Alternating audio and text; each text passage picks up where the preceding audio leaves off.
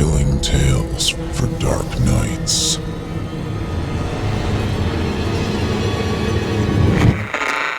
Want to make sure you never miss a Chilling Tales for Dark Nights video again? Be sure to subscribe and hit that bell to turn on notifications. Kevin stood examining his nostrils in the mirror with a kind of existential hopelessness. For all the effort he put into removing each individual hair, his own nose would send another to take its place. Another long, wiry, black snot magnet that seemed to grow with the veracity of Jack's beanstalk. It was enough to make a man ask himself, what's the sense of it all? It was also a metaphor for his life, he realized, rereading the Chinese fortune stuck in the corner of the wall mirror, the one emblazoned with the same sentiment. What's the sense of it all? While it might lead some to feel a kind of hopelessness, he was also cognizant of the people who'd written it. Those bald, long-earlobed Buddhists who meditated up in the Himalayan mountains and filled our cookies with their celestial wisdom. Who'd found peace in the same world in which we had found despair. Who had, instead of seeking answers, found comfort in the questions themselves. What's the sense of it all? Not to have nostrils free of hair, but to pluck each one the minute it grew in. Life is a journey, the fortune reminded him. It's not about the finish line at the end, or the fleeting moments of triumph along the way. It's about the work, to labor tirelessly in God's orchards. It was a good attitude to have, especially in his line of work. No matter how many times he emptied the garbage, it was full again before he knew it. No matter how many times he mopped the floor, cleaned the toilets, polished the mirrors, they would all end up the same way. Puddles of urine in the bathroom, thumbprints on the mirrors. One day there was a footprint on the mirror, a literal footprint. He couldn't believe it. All he could do for a minute was just stare at it. In the reflection, it looked like someone had stepped on his face. A metaphor for his station in society. A janitor in a Schenectady TV station. A mere hair in the nostril of WGMS. News, weather, and whatever's clever. Your place for what's generally happening. Kevin wrinkled his forehead and tightened the tweezers around a particular nose hair he called Old Sequoia. A big fat one that seemed to grow back thicker every time he pulled it. And every time he did, it felt like a gunshot. "Geez," he said. And there it lay on the pearly white sink, the size of a tarantula's fang. Re-examining his fetching visage in the print-free mirror, Kevin felt like a man redeemed. He used a Q-tip to scour the terrain of his ears, a toothpick to clean each one of his perfectly filed nails, and a drop of essential oil for each of his eyebrows. He brushed and flossed meticulously, using separate lengths for top and bottom. He applied non-comedogenic lotion to his face and smoothed his eyebrows. He looked in the mirror, put on the friendly, janitorial smile he'd cultivated. Then he became embarrassed of smiling at himself, and the moment was soured. He left the bathroom and put on his sanitized and freshly ironed janitor outfit. The jester's vestments.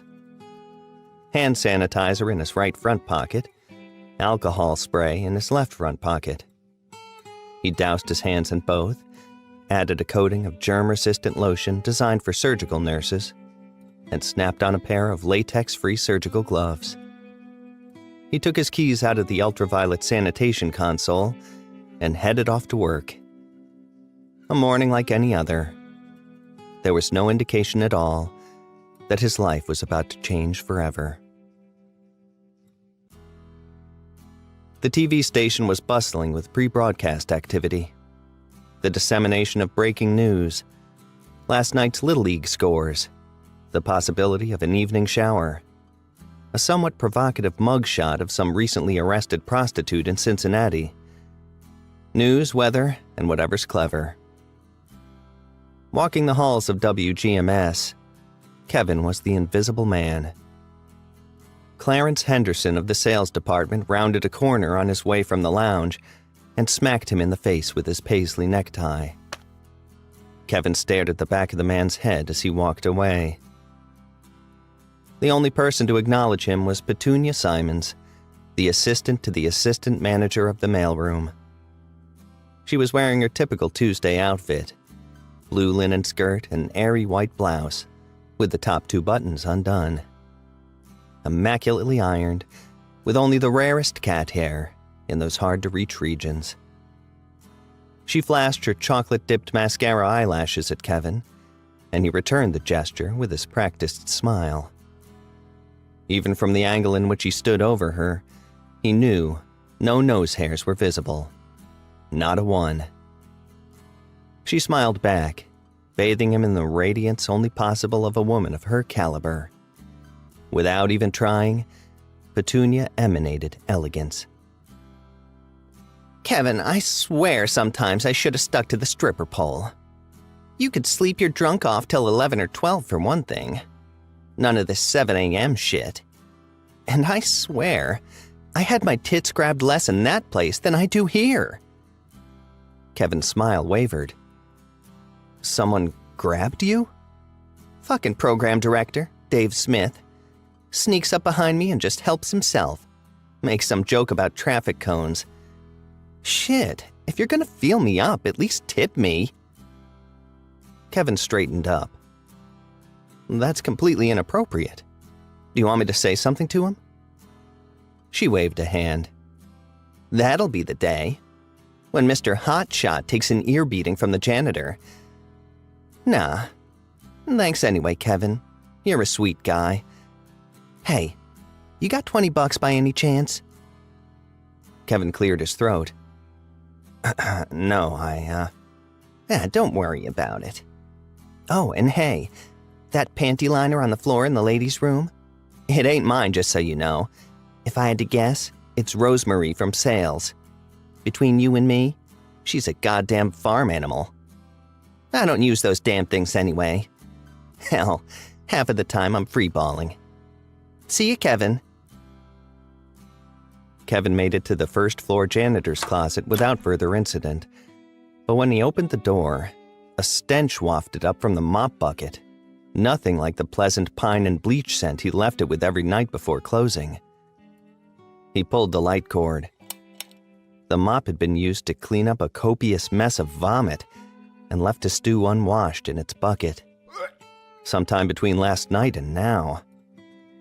Clearly visible in the mess were the undigested remains of a Mexican dinner. Kevin shut the door and stood with his back against the wall for a moment, willing his gut to stay put and taking several deep breaths. What's the sense of it all? There was none, but at least he had a job. There was no sense in wallowing in self-pity. He took a deep breath and held it in. He opened the door and wheeled the mop bucket out into the hall. The utility room was down the hall to the right, only about 50 feet away. Alternately, he could go left and take the scenic route. Kevin wheeled the rancid bucket through the employee lounge, past wrinkling noses and grimacing faces. Past the water cooler, where primped and coiffed salesmen clutched their paper cups to their chests. Past the newsroom, where coke-fueled correspondents and their favorite female interns sipped coffee and whispered about the night before. Undoubtedly, half of them hadn't been to bed yet. Kevin took his time wheeling the mop bucket through the newsroom. With the disposition of a monk, he made his rounds, watching the hungover faces of the lecherous staff as the stench wafted past them. It didn't matter who was responsible, only that they all understood, if only for a fleeting moment, what it was like to be the janitor of WGMS. A communications major himself, Kevin was an intern here for his final semester, coaxed into a custodial position simply to keep his foot in the door. And what had his hunger earned him? Well, as program director Dave Smith told him during last year's staff Christmas party, the bathroom floors were clean enough to eat off of, and that he hoped Kevin would never leave his prestigious position. Yes, indeed. To whom much is given, much is expected. Kevin was awarded a communications degree and a mop. He could wipe the floor with the mop and wipe his ass with the degree. Kevin completed his long journey to the utility room and filled the mop bucket with hot water and bleach. Down the drain went suds and undigested nachos, like so many dreams and aspirations. Which was ironic, since Kevin's own story was finally about to break. Kevin could hear the muffled shouts from the studio through the vents in the utility room, even over the running water. It was 7:54, 6 minutes to the 8 o'clock live broadcast, and there was always a certain hustle and bustle around this time. But this was different. It was Ken Hansen, the GM, with his unmistakable booming voice. And by the sound of him, he was pretty pissed. No more than a minute later, as Kevin was wheeling a fresh bucket of pine-scented suds out into the hall, the double doors of the studio wing flew open, and in marched an incensed Ken Hansen and the PD, Dave Smith. Kevin and Ken met eyes, but the two hurried by without a greeting, making a beeline to the newsroom. From behind the door, Kevin heard the urgent call to action. It's not important right now what's wrong with him. The important thing is we're on air in 5 minutes, and I've got no one to put in front of the camera. And goddamn, is there a sober one among you? What the hell do I pay you for anyway? It smells like a fucking brewery in here. The door crashed open and Ken spilled back into the hall, his eyes wide and wild. Smith reached for the man's shoulder, but Ken was moving too fast. Kevin and he met eyes again as Ken was rounding the corner toward the sales department. But this time, he slowed down. What's your name, kid? This is Kevin, Dave interrupted. The janitor. Hey, maybe we can use Myra, the new girl from... Ken lifted a hand to cut Dave off. Kevin, you said? Oh, well, I didn't say, but yeah. Kevin McMillan, sir. Any TV experience, kid? Kevin shifted uneasily. Well, I do have a communications degree, sir. Good eyebrows, kid. Good hair, too. Any nose hairs in there? He turned his head sideways like a curious dog. Not a one, sir. Mr. Hansen, sir, he's only a janitor. Can it, Dave? You know as well as I do this job's bullshit. As long as his hair looks nice and he can read, we're golden. Something's missing, though. Can you grow a mustache, kid? I think so. Ken checked his watch. Not in 4 minutes you can't. Hold on a minute. Ken reached into his jacket pocket and extracted something like a big, furry caterpillar.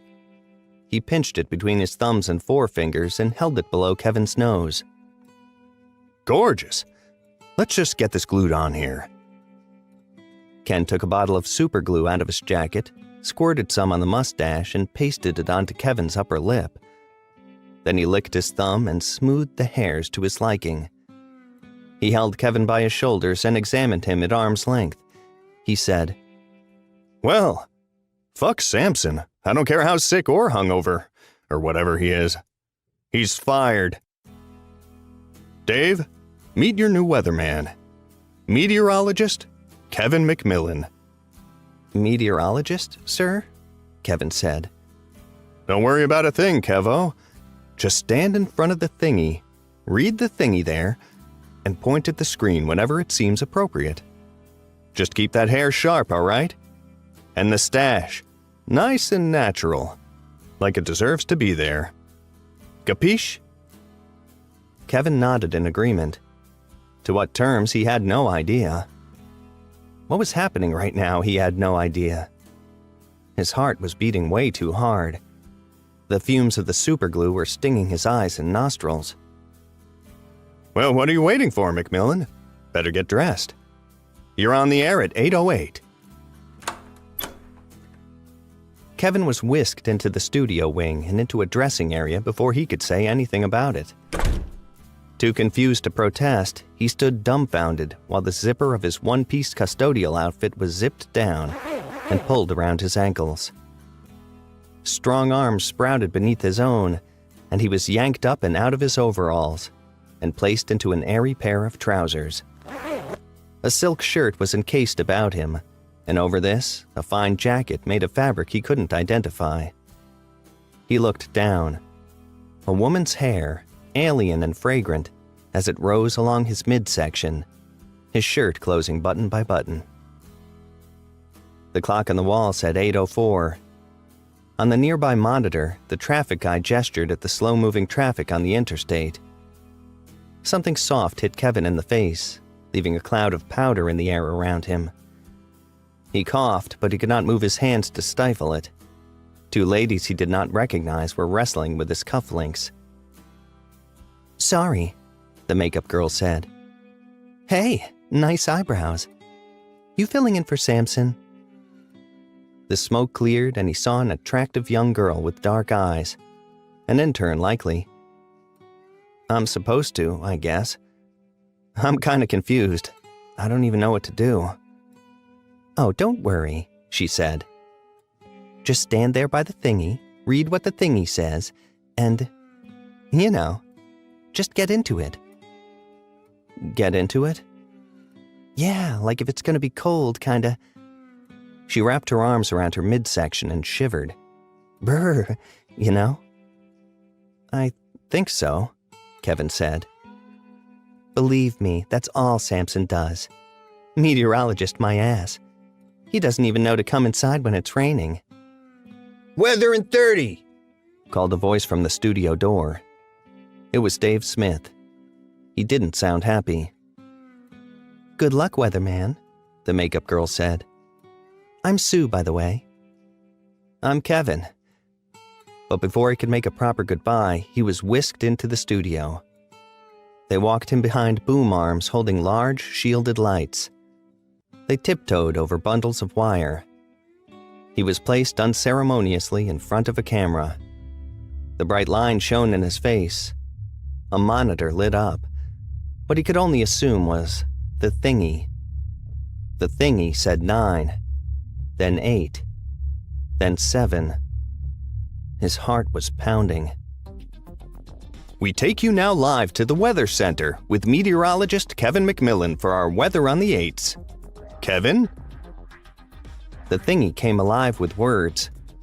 A red light by the camera suddenly flashed to green. Kevin, remembering what Ken had told him, raised a finger to pet his fake mustache. Naturally, like it belonged there. He took a sharp breath and read, "Thank you, Ron. We're in for a cool day in the Northeast, with a cold front on the way, which could result in some frosty conditions overnight." Kevin wasn't sure how long he read. He wasn't even sure what he read. With the occasional key words like chilly or frosty, he took Sue's advice and kind of got into it. He focused on the structure of the sentences, focused on the mustache. In a way, he almost became the mustache. He imagined the mustache moving with his lip as he articulated the words, and before he knew it, he was reading, "And that's your weather on the 8s. And now I send you back to the studio with Ron and Sandy." The light flashed back to red. The thingy went blank. Kevin's heart seemed to reboot, this time at its normal idle. It was over. He'd done it. My guy. A heavy arm materialized over Kevin's shoulder. The man it belonged to was none other than the GM, Ken Hansen. Kid, I've never heard the weather delivered so beautifully, so soberly, with so much poise and grace. And that mustache, kid, my God, promise me you'll never shave it. Shave it? The stash stays, Ken said. And you stay too. Come back to my office, kid. Let's talk numbers. Kevin turned to face him. What about Samson? Is he all right? Samson can suck my fat cock. He wouldn't know the weather if his balls got caught in a hailstorm. You're my guy, Kevin. Welcome to the ranks of on-air talent. The weather on the 8s wasn't every 8, thankfully. More like every second or third 8. After talking numbers in the office and 2 uniquely early shots of bourbon, Kevin was back in the studio to repeat this process for the 8:38 spot, and nearly sober again by the 8:58 spot. Through the 9 and 10 hours, he delivered the weather 6 more times. By 11, he was told his job was done. And where he would normally be dumping bags of trash into the dumpster or peeling panty liners off the floor of the ladies' bathroom, he was free to take the afternoon off. He decided he'd go home and regain his bearings. His salary had doubled. His workload had halved. More than halved. He still didn't quite believe it. It all felt like a dream. He was back at his apartment by 11:30. He was still wearing the suit, and it felt somehow odd to have left in coveralls and returned in a fancy suit with a fake mustache. If the neighbors had seen him, they might think he was some stranger breaking and entering. He lay back on the bed for a minute, going through the numbers in his head, reorganizing his budget. He'd need more suits, 5 at least. Then there was dry cleaning. It was a lot to think about at once. But he could afford it, he knew. At least once that first meteorologist check came in. He'd be able to afford a lot of things. A warm feeling in his stomach. He got up and went to the bathroom to inspect his nostrils for elusive hairs and other miscellaneous primping. Some people called it obsessive-compulsive disorder. The cleaning, the primping, the fussing. But Kevin, he knew now that it had all finally paid off. He opened the door. He froze. There was something in the toilet. Something moving. Something dark and shiny. It churned back and forth, splashing toilet water on the linoleum. With every drop that hit the floor, he cringed, picturing the germs and bacteria. But more importantly, what the hell was it? Some kind of animal? And how had it gotten in there? Something splashed over the side, landed wetly on the floor, like a snake or an eel. But no, it wasn't an eel. And then another, and another. And then some bolus, some fat and bulbous mess made of the same, slurped out of the water and onto the tiles. The word that came to mind was intestinal.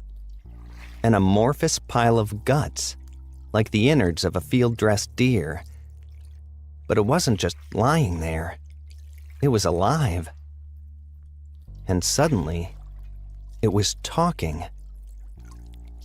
Kevin. It glorped from the end of what looked like a colon. Kevin.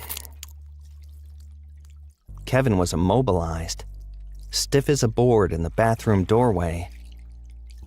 What are you? Your friend. The guts said. Certain bits of the thing were protruding, like the eyes of a crustacean. They seemed to be looking at him. What do you want? Blood. Kevin spun and left the bathroom, slamming the door behind him. He leaned with his back against the door and his chest heaving heavily. No. This is not happening. This is all a dream. The job, this... If you needed proof, here it is. All a dream. Not a dream, the thing said. He looked down. There was a wet little intestine poking out through the bottom of the door. Yeah! Kevin ran from the door and clutched a lamp on the other side of the room. The intestine lengthened, snaking out in front of the door. A little burp of strange liquid came from the end of it.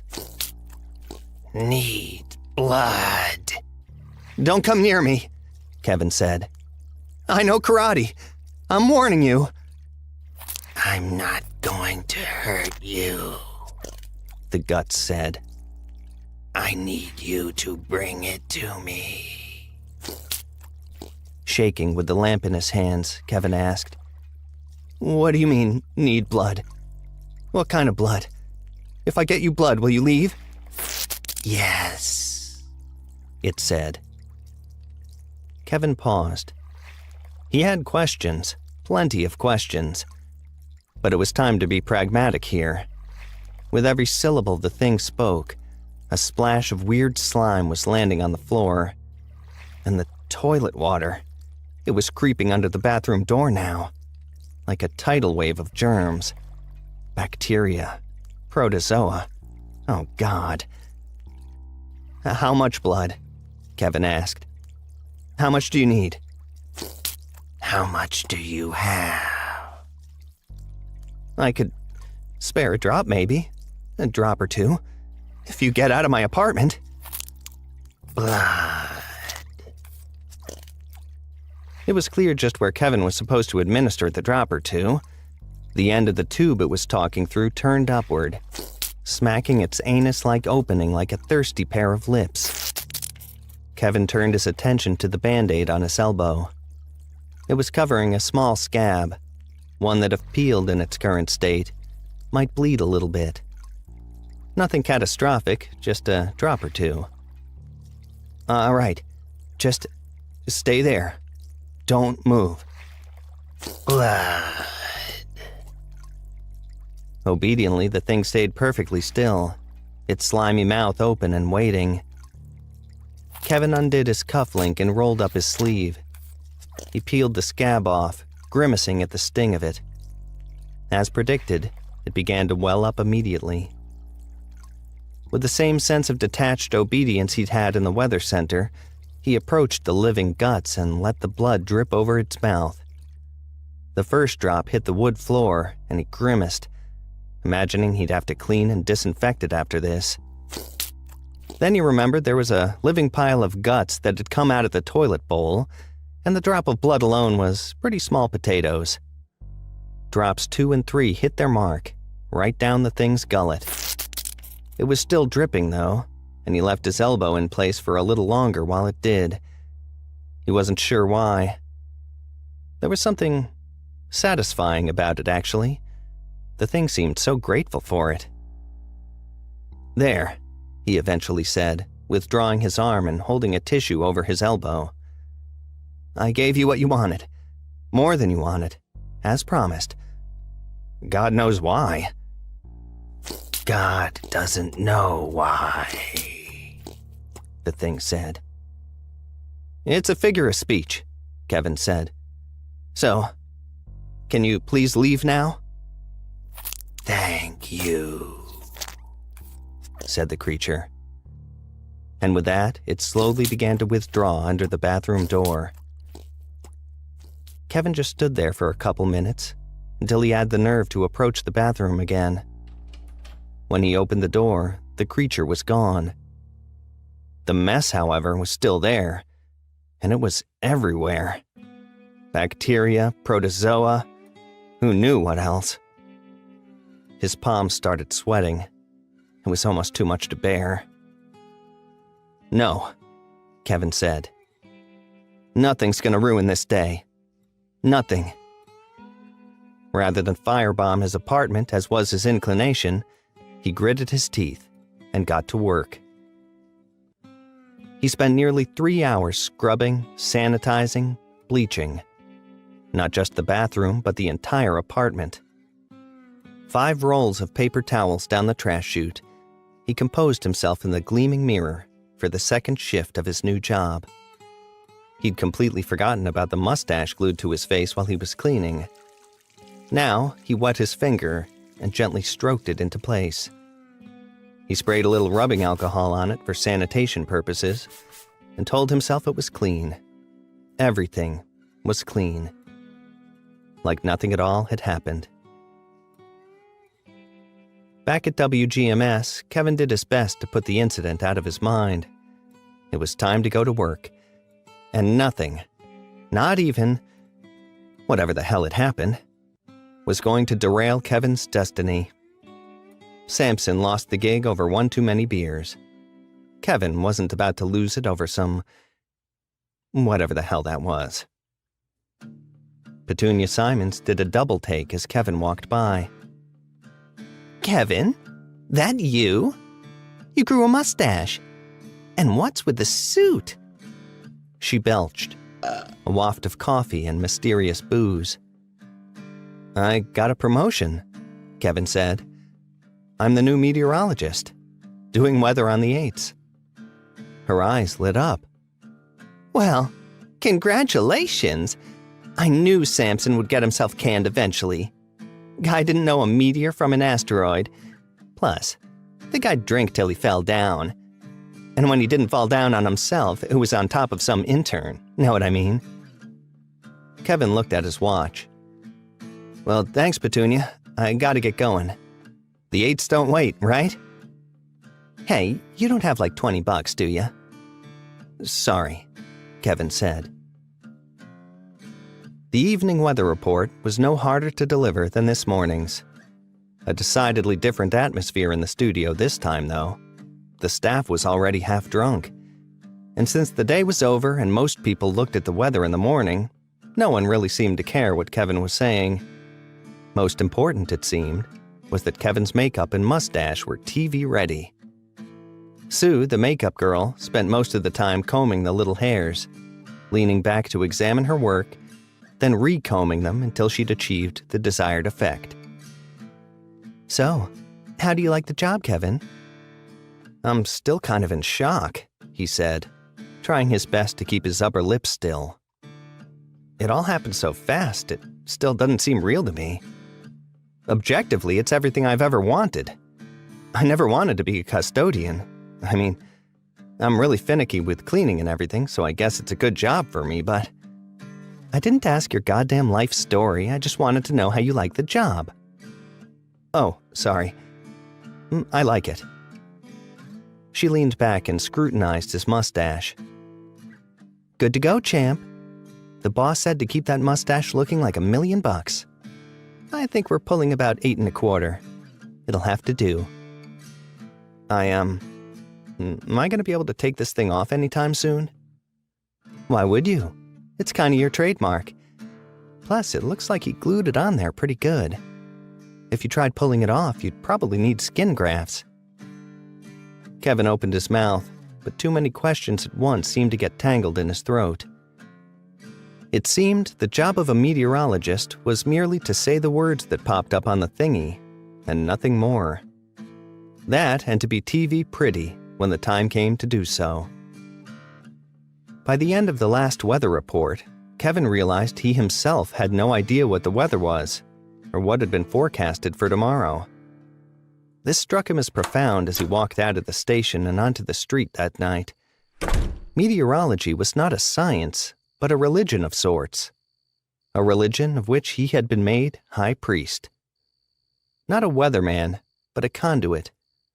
To broadcast the words of the thingy to the church's followers, morning and night. To shiver and rub his hands together at the mention of cold. To indicate an umbrella in the instance of rain. To pronounce the words on the thingy so that each day might differentiate from the last. So that we all might have something to discuss around the water cooler. Weather was the glue that held society together.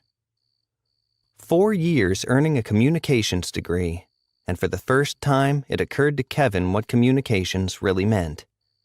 It was to see words on the screen and say them out loud. Amazing, he thought.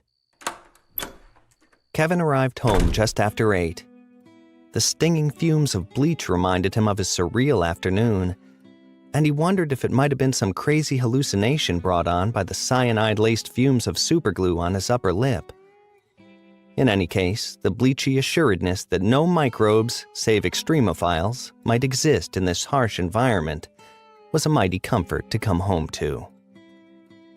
Kevin took off his coat and lay it flat on the dresser. He lowered his head and sniffed it to check for cleanliness. It would have to do for the morning forecast. Tomorrow afternoon, he'd shop for more suits and arrange for a dry cleaning service.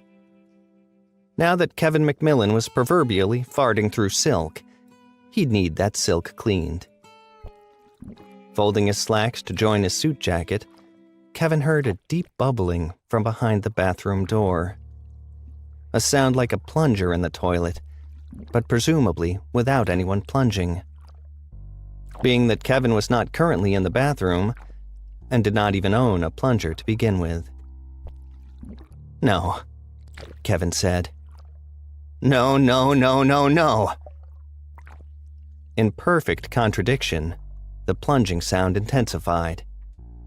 A great suctioning glorp and watery unraveling, and a splash onto the linoleum. And moments later, "Kevin!" "No, no, no, no!" Whatever terror had seized Kevin the first time this thing came out of the toilet was now eclipsed by anger. He marched to the bathroom and threw the door open, flipped on the lights. The breath caught in his throat. The thing, still a pile of eviscerated guts, was decidedly larger. Still with the burping bit of intestine hanging out the end. Still with the insectile eye things, but larger now. Less amorphous. Meaty protuberances at 4 distinct corners, like vestigial limbs. The mass seemed to be partially contained now. Cartilaginous claws, like the beginnings of a rubbery rib cage. He couldn't even imagine how it came out of the toilet. It was too big. Yet it certainly had. The evidence of which was splashed all over Kevin's previously sterilized bathroom. "You said you would leave. What the hell are you doing back here?" "More blood." Kevin just stood there for a minute. The absurdity of it all forming knots of rhetoric in his mind. Nothing the least bit sensible to come out of his mouth. The burping little anus. Yes, by the location of it, that's exactly what it had to be. A talking, burping anus. Continued to warble its ghastly demands.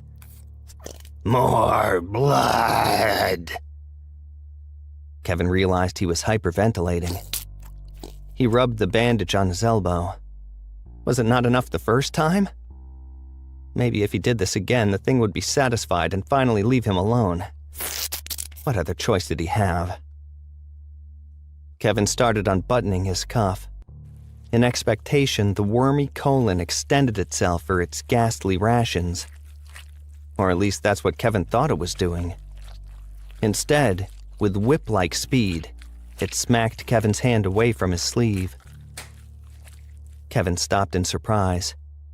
He looked down at his shirt cuff, noting the pinkish wet spot left there by the intestine. He looked at the thing. "What? What the hell do you want?" "Human blood." Affronted, Kevin said. "I'm human, aren't I?" "More blood. Life blood." The thing seemed to clear its throat then. An absurd notion that was, but exactly what it sounded like. In a farting sort of way. Then it continued a little more clearly, almost like it had reached a breakthrough in the art of anus speaking. "Need blood to become whole. More blood. Living blood." To become whole? What are you? This the thing seemed to ignore. "Feed me. Make me whole. I'll reward you. Gifts beyond your wildest dreams." "Gifts?" Kevin asked. "What kind of gifts?" I will show you. All of a sudden, the pile of guts seemed to glow, a sickish green luminescence. The anus extended again, but this time with a kind of magical authority. Kevin stood stunned as the thing rose up in front of his face, frozen, as the toilet bowl cleaner scented appendage brushed across the hairs of his fake mustache. "What are you doing?" The intestine withdrew. In its wake, the little hairs of his mustache danced with the same green luminescence of the charmed biomass. It stayed that way for a moment, then returned to normal as the anus retracted and rewound itself. "I've charmed your mustache with great insight uncommon of other men. You'll see further into the future than your peers. In the art of meteorology." Kevin crossed his eyes, watching the dancing green motes among the hairs of his mustache. "You mean the weather?" "Yes." A pause. Kevin realized suddenly that he did feel different. A kind of grasp on the general state of things. For one, he was suddenly very aware of the weather. The temperature now was a chilly but seasonal 47 degrees Fahrenheit. Humidity at 78%, with a 30% chance of a spotty shower overnight. Tomorrow, the high would be 53 degrees, with an overnight low of 27. Hats and gloves at the bus stop in the morning. Partly sunny and crisp with low humidity. And something else. A cold front on the way. And that's where it ended. He looked at the thing on the ground. "Did you do that?" he asked. "Yes." The implications were immediately obvious. He had received a kind of upgrade in meteorology, from a novice to an amateur. But even an amateur understood that nothing was free. "What do you want me to do?" The pile of guts seemed to roll its eyes at him. Not that it had eyes exactly, but a kind of eyeless, bodiless, purely visceral eye rolling you could intuit from its manner alone. "Blood. More blood." "And then you'll go? You promise?" "Yes." It had been a stupid question. The real question was, where could he get more blood? "Give me a minute," Kevin said. He closed the bathroom door and stood with his back against it. The temperature outside dropped to 46 degrees. He picked at the scab on his elbow, but he knew intuitively that the few drops he might conjure up were no fair barter for the enchantment of his mustache. And even if it were, he knew from experience it wouldn't hold his new friend over for more than a day. At that rate, he'd be buying bleach in bulk. A perpetual mess, recurring faster than any nose hair. Shit. Kevin retrieved a tumbler from the cupboard in the kitchen nook and took a steak knife from the drawer. He stood with his hand over the glass and the knife to the back of his hand. Then he sighed and held it to the front of his hand. Then the side of his hand. Shit. He rolled up his sleeve and held his scabby elbow over the glass. With the steak knife, he pried the scab loose and grunted as he pulled it off. A moment later, a pitiful drop of blood landed in the tumbler. Then another. Not at all a satisfying portion for a hungry toilet monster.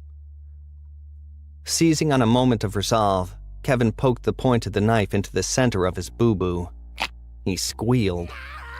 He dropped the knife on the counter. It seemed to do the trick, though.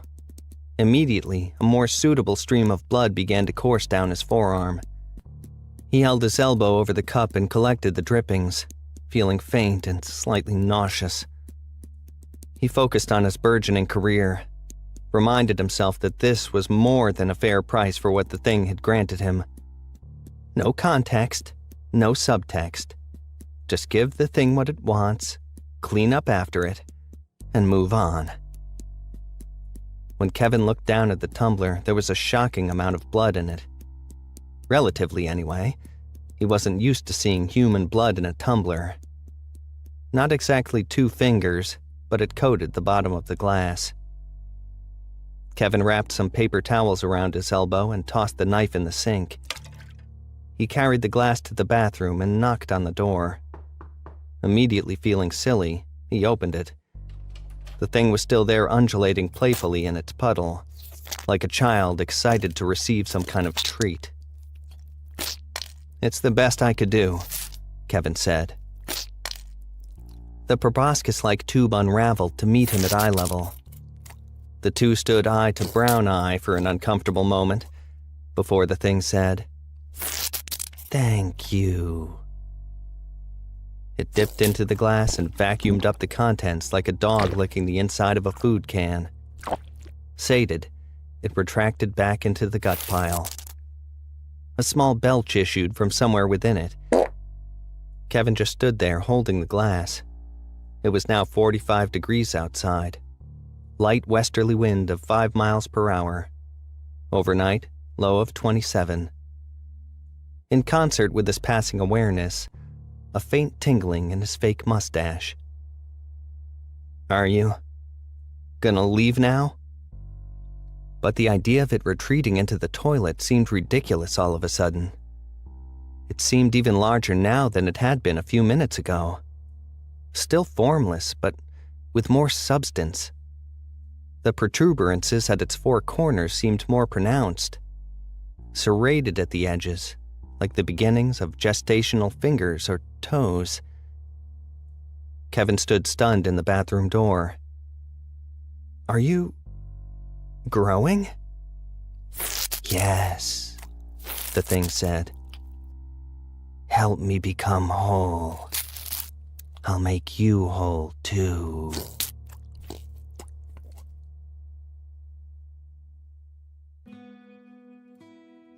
The temperature in the morning was 32 degrees.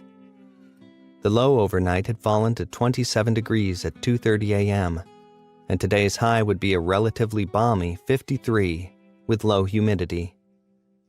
These things occurred to him immediately as he opened his eyes. On the heels of that thought, he remembered there was a bloodthirsty pile of guts on his bathroom floor that had endowed him with the power of meteorology.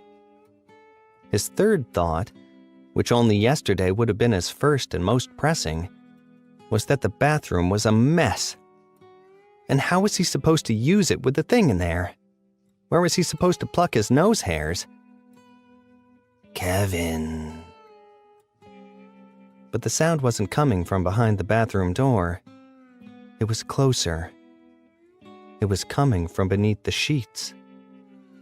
Confirming this sense of proximity was the coupling of Kevin's genitals and the cold clamminess of what he knew was the thing's mouth. He squealed. "Grrrn." "What are you doing?" The tube ran from under the sheets at the foot of the bed and under the bathroom door. The low morning sun, having risen at 6:57 a.m., shone through the window and glistened along its length. "I'm pleasing you, Kevin."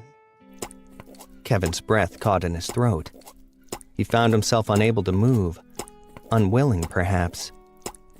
Because once the shock had a chance to wash over him, he found the thing was pleasing him in a way. At least in a certain way he hadn't been all that accustomed to as a janitor. He didn't move. A picture formed in his mind, one derived of the apparatus he imagined must be in use. Not his apparatus, but the one currently attached to it. Moving over his member with rubbery attention. His adrenal glands convulsed with an alien kind of horror, but his fight-or-flight system seemed to short-circuit. Ultimately, he didn't move a muscle. Not until the sun shone bright against the wall beside him. And the thing withdrew back out of the bed and under the bathroom door. Satisfied, Kevin thought. And not without embarrassment. He realized he was fairly satisfied himself. more than he'd been in a long time. Kevin brushed his teeth and combed his fake mustache in the bathroom of a gas station near WGMS. He'd slept on the mustache funny, and the hairs had become uncooperative. He gave it a reset by washing it in the sink with whatever hand soap came out of the dispenser, patted it dry with a stiff brown paper towel that smelled like a lunch bag. The hairs had straightened out, but the whole thing was stiff and dry, and the scent of the soap reminded him of his old mop bucket. Still, its presence beneath his nose was talismanic in a way. With every awareness of the weather, he was reminded of its charms. Of his charms. And on his way back into the parking lot, he remembered what had happened this morning, and it put a little spring in his step. He wondered if that would happen again. Maybe the thing wasn't so bad after all. It wasn't the neatest housemate, that was for sure. Also wasn't much to look at. Particular dietary requirements, for sure. But it did kind of pull its weight, in a way.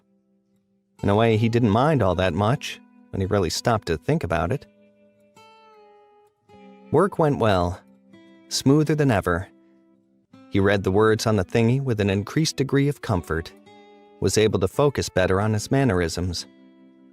At the tail end of his morning shift, Ken forced him into his office for a couple shots of bourbon. The alcohol soaked into his mustache and delivered time-released, sinus-clearing fumes into his nostrils. Just dynamite, Kevin, I tell ya. Samson gives me a ring, right? Begging for his job back. 3 sheets to the wind at 2 p.m. He's going, "Please, Ken, I'm begging you. Please give me another chance." Ken stuck a cigar in his mouth and lit it. I said, "Samson, not for nothing, but you can suck my fat cock. There's a new kid in town, and his name's Kevin McMillan." Kevin cleared his throat. I feel bad for him. "Now don't you dare," Ken said. "Besides, who do you think I gave your job to? Your old job, I mean." He grinned mischievously. "The janitor's position? You gave it to Samson?" "He's mopping the bathrooms as we speak," Ken said. "Maybe you ought to pop in and give him a few pointers. And don't be shy about leaving him a mess to clean up." He winked. "I'm not saying shit on the floor or anything, nothing like that. But if you sprinkle when you tinkle." He leaned his head back and sent aloft a perfectly formed smoke ring. "Well, I'll certainly try not to." "Nonsense," Ken said. "You're talent now, Kevo. You piss wherever you want. Pee on the guy's shoes if you get a chance. I'd tell you to pee right here. Only, I don't want the sot in here cleaning it up." This last comment he spoke candidly, as if the two weren't alone in his office. In the makeup chair prior to his afternoon shift, Sue touched up the corners of his mustache with a bottle of superglue. Kevin worried, with the attractive young lady so close to his nose, that old Sequoia might have started to grow back in, and that she might mistake it for an unsightly snot. "Mr. Hanson said to keep this thing glued on tight," Sue said. Or what he actually said, which was, "tighter than a sparrow's asshole." Which doesn't make any sense to me because there's no real parallel, you know? "He's an unusual guy," Kevin said. A sparrow's asshole. She pressed the edges of the mustache down and blew lightly on his lips. Her breath smelled like fruit-flavored gum. Firmly mustachioed, Kevin proceeded with the weather. The words on the thingy like notes on a sheet of music. Halfway through the last report, though, something unusual happened. A tingling sensation in his mustache seemed dissonant with his prediction of the overnight rain. The word rain itself seemed discordant. And now that he was paying attention, so did the thingy's prediction of a low of 38. The thingy said rain, but the mustache said snow. How it said this exactly was hard to describe. It seemed to whisper the essence of winter into Kevin's very nostrils. into Kevin's nostrils and up into his brain. And his forecast was thusly overridden. While some models are predicting rain, I believe there's a good chance at some snow overnight, up to 5 or 6 inches. Be prepared for a messy morning commute. With that, Kevin picked up the thingy where it stopped contradicting his mustache. Wide eyes watched him from behind the cameras, like he had committed some kind of blasphemy. Following the weather report, Kevin was promptly summoned to the office of PD Dave Smith. Smith was not seated at his desk, but waiting by the door when Kevin arrived.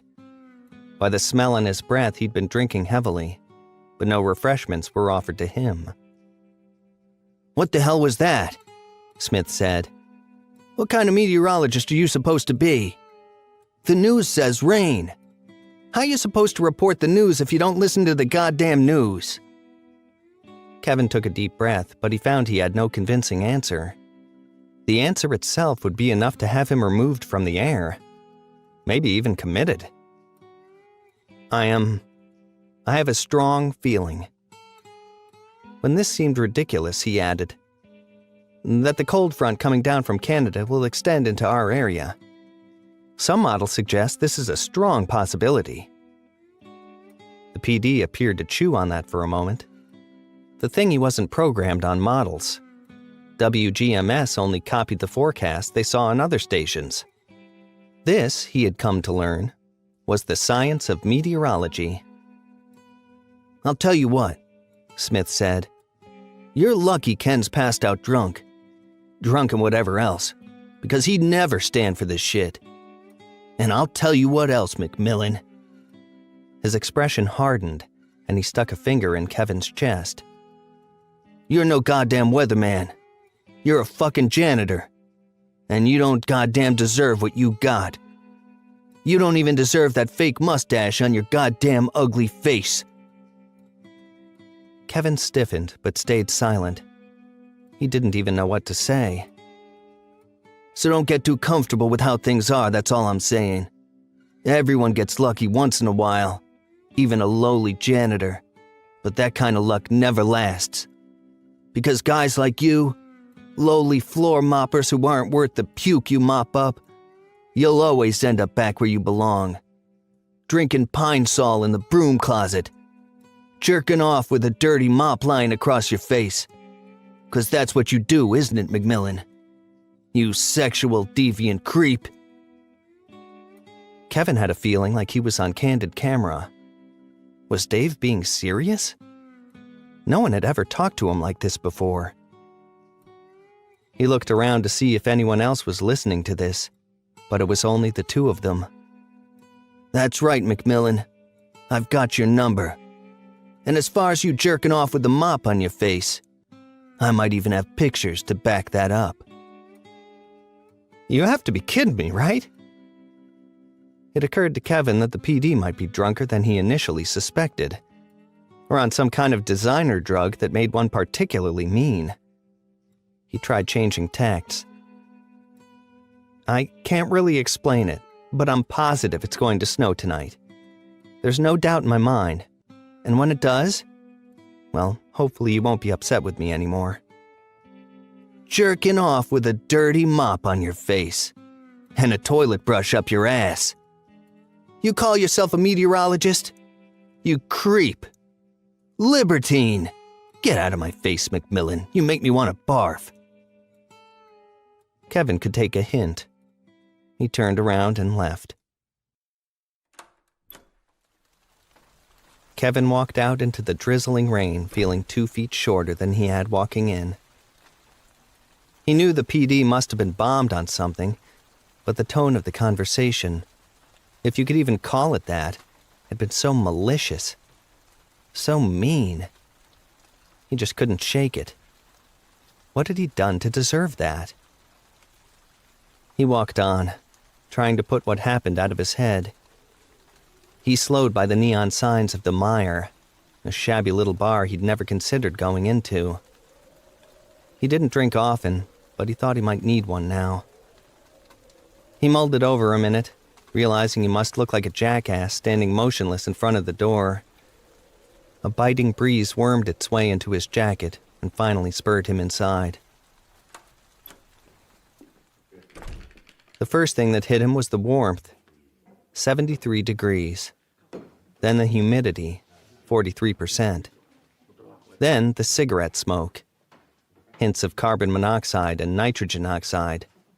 Air quality, poor. But it was warm, and he did need a drink. Kevin bellied up to the bar, a strange presence in these dark reaches. The eyes of a denim-clad patron scanned the sleeve of his suit jacket as if he was checking for imperfections. It would definitely need to be cleaned after this. He'd leave the mire smelling like his old mop. Jerking off with an old mop on your face. Creep. Libertine. Kevin's stomach turned. He wanted to be despondent, wished he felt anger, but there was this undercurrent of guilt he couldn't understand. Why was Smith so upset with him? Had he done something awful without realizing it? Had he hurt someone else without trying? It wasn't his fault Sampson was fired. He couldn't be blamed for that. And sure, maybe he wasn't a real meteorologist, but no way Sampson was either. He did have a communications degree. He'd paid his dues, hadn't he? Kevin ground the heel of his hand into his temple. Cut it out, damn it. What has self-loathing ever got anyone? Cut the crap already. You've got a magic mustache, man. You're the magic mustachioed weatherman. He felt eyes on him. Both the denim-wearing patron and now the bartender were watching him suspiciously. Only then did he realize he'd been talking out loud. Could I have a beer, please? Maybe a shot? A double, maybe? The bartender raised an eyebrow. You all right there, fella? A stressful day at work, Kevin said. The patron snorted and turned back to his beer. The bartender set aside his rag and leaned on the bar. Well then, what kind of beer and what kind of double? Kevin pointed to a tap in a clear bottle in the rack behind him. He didn't care which. He wasn't exactly a connoisseur in that area. He just wanted to get drunk. As drunk as Dave Smith had been. Maybe then he'd understand why Dave had been so mean to him. And get drunk he did. 3 beers and 3 doubles later, Kevin came away from the bar like nothing had even happened. He tried to remember what he'd been so upset about, but it no longer made any sense to him. Who cared why Dave Smith was so miserable? It had nothing to do with him. He was probably just jealous he couldn't hack at his on-air talent like Kevin could. This wasn't about Dave versus Kevin. This was about shirts versus suits. Sure, Kevin also wore a suit, but that was beside the point. Kevin was the one with the mustache, and Kevin was the one on TV. Who cared what Dave thought? Pencil pusher. Kevin left the bar, pulling his coat tight and plunging his hands into his pockets. It was already nearing the forecasted low, and the cold air from the north would force it lower. The snow would start around midnight and accumulate quickly on untreated surfaces. By 2 a.m., the roads would be a slushy mess. By morning, they'd be flat-out dangerous. It would be far colder than anyone expected. Anyone except for his viewers, that is. On his way home, he came across a living bundle of blankets cordoned off from the sidewalk behind a makeshift cardboard fence. It wasn't unusual to see homeless people in the city, but on nights like this, most of them would have retreated to shelters. This one had no idea what he was in for. While he typically left a wide berth between himself and the homeless, something tugged at his conscience. A kind of unspoken Hippocratic oath of the meteorologist that felt like it ought to be implied. He'd been given a gift. What good was a gifted newsman if he kept the bad news to himself? Kevin took a deep breath and made his way to the bundle. "Sir?" he said. "Excuse me, sir?" The bundle twitched, then turned to face him. like a man-sized grub on the sidewalk. But the face that stared back was not that of a man. It was a woman, her eyes small and dark under her disheveled bangs. "Yeah?" Kevin felt suddenly shy. "I'm sorry, I didn't know. I couldn't tell you were a woman." She looked him up and down, took in his fancy weatherman suit. "You gay or something?" "No, just because I called you sir by accident." "So you're not looking for some hobo to blow you or anything?" "No. Oh gosh, no." "Well, what is it then?" "Hey, you got like $20? "I wanted to let you know. The temperature is going to dip. We're going to get some rough weather overnight. It's probably a good idea to find shelter." "That's not what the radio says. I'll be just fine if you got a couple bucks, mister." "Listen, it's a long story, but... Well, just trust me, all right? It's going to get a lot colder. I'd hate for anyone to be outside in this." They met eyes in the arc sodium lamplight. The woman tilted her head a little, and from the enchanted tendrils of his mustache, Kevin's sinuses filled with a waft of altruism, a devil-may-care sense of kindness. Maybe it was because she was a woman. Maybe it was all the booze. Maybe it was something else entirely. Either way, it seemed to say to him, "Bring her home with you, Kevin. A hot bath and a hot meal would do her a lot of good. Be a man, Kevin. Take care of a woman for once. It's time to grow up." "Look, why don't you come home with me? You can at least warm up for a bit. Have a shower, have something to eat." The woman froze. She studied him in the lamplight. "How do I know you ain't some kind of freak, mister?" "I'm not. I'm the new weatherman for WGMS. I'm probably the least freaky guy you've ever met, to be honest." As if on cue, a chilling breeze came from the north, emphasized by the high buildings on either side. Wind chill, 23 degrees, and falling. "Well, all right, mister. You're not gonna try to make me do anything, are you?" "Nothing at all," Kevin said. "Just trying to help. Really."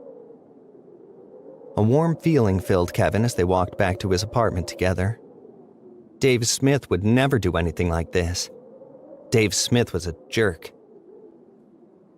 Still, there was a tinge of uneasiness somewhere inside him, like there was something he was forgetting. But whenever he tried to figure out what it was, the good feelings obscured it. Obscured everything but his primary objective, to save this poor girl from the weather. To help a woman for once. To be a man. By the time they returned to Kevin's third-floor walk-up, the temperature outside was 32 degrees Fahrenheit with a wind chill of 21. The temperature inside was a balmy 71 with a humidity of 38%. In the light of the vestibule, Kevin got a better look at the woman's face. Not at all unattractive. She had brown eyes, a freckled nose, and her cheeks were rosy from the cold. A little dirty, but Kevin wasn't so clean himself. After his half hour in the bar, he could smell the mustiness and smoke in his suit jacket. "I'm Jessica," the girl said. "I like your mustache." "Thank you. I'm Kevin, by the way. Nice to meet you." "It is warm in here," Jessica said. "Now that I feel it, you know. A hot shower would be real nice." "Absolutely," Kevin said. "I'm right up there on the third floor. I have some clean clothes, too." "From a girlfriend?" "Well, no. Kinda just regular clothes." She smiled. "That'd be real nice, Mr. Kevin." "Just Kevin," he said. "Come on, let's go ahead. I'm up on the third floor." "You said that." "Right." They began walking up the stairs. Now in the warmth, Kevin felt a strange tingling in his nose. Immediately, he understood what it was. His confounded nose hairs were growing back in. How long it had been since he'd plucked them? A couple days now, he realized, but the reason why lay beyond some sort of blockage in his mind. Some mental billboard whereon only the primary objective flashed with certain urgency. Bring her home, Kevin, and don't worry about your nose hairs. You think this girl is in a position to judge you? A homeless girl? Be a man, Kevin. Wherever the voice was coming from, it seemed more reasonable than his own. He should probably listen to this one more often, he thought. Or maybe just drink more. It seemed to be working for him. Only once Kevin opened the door to his apartment did sobriety begin to sink in. The voice in his mind seemed to withdraw all at once. What the hell had he been thinking? Having a guest to the house wasn't unreasonable, not on its own. But he already had a house guest. Right behind the door to the right. Really nice place, Jessica said. She had already slipped in behind him and was taking in the room. You know what? I have an even better idea. Why don't I get you a hotel room? No, really. It's a really nice place. I wouldn't want to put you out more than I already have. I really appreciate it, Kevin. The voice in his head had withdrawn, but he could still feel its presence on the outskirts of his consciousness, saying, Don't worry, Kevin. You've done the right thing. Taking care of a woman like a real man. The girl was prancing around like she hadn't been indoors for years. Her hand landed on the doorknob. The bathroom doorknob. Is this the bathroom? She asked. Kevin felt dizzy all of a sudden. A spongy feeling in his chest, like his heart wasn't doing its job properly. No, I mean, yeah, it's just... Before he could get his words out, she had the door open and flipped the switch. Kevin's breath caught in his chest as he looked inside. He let out a staggered breath. Where the hell had it gone to? Could he have hallucinated this whole thing? Was he going crazy?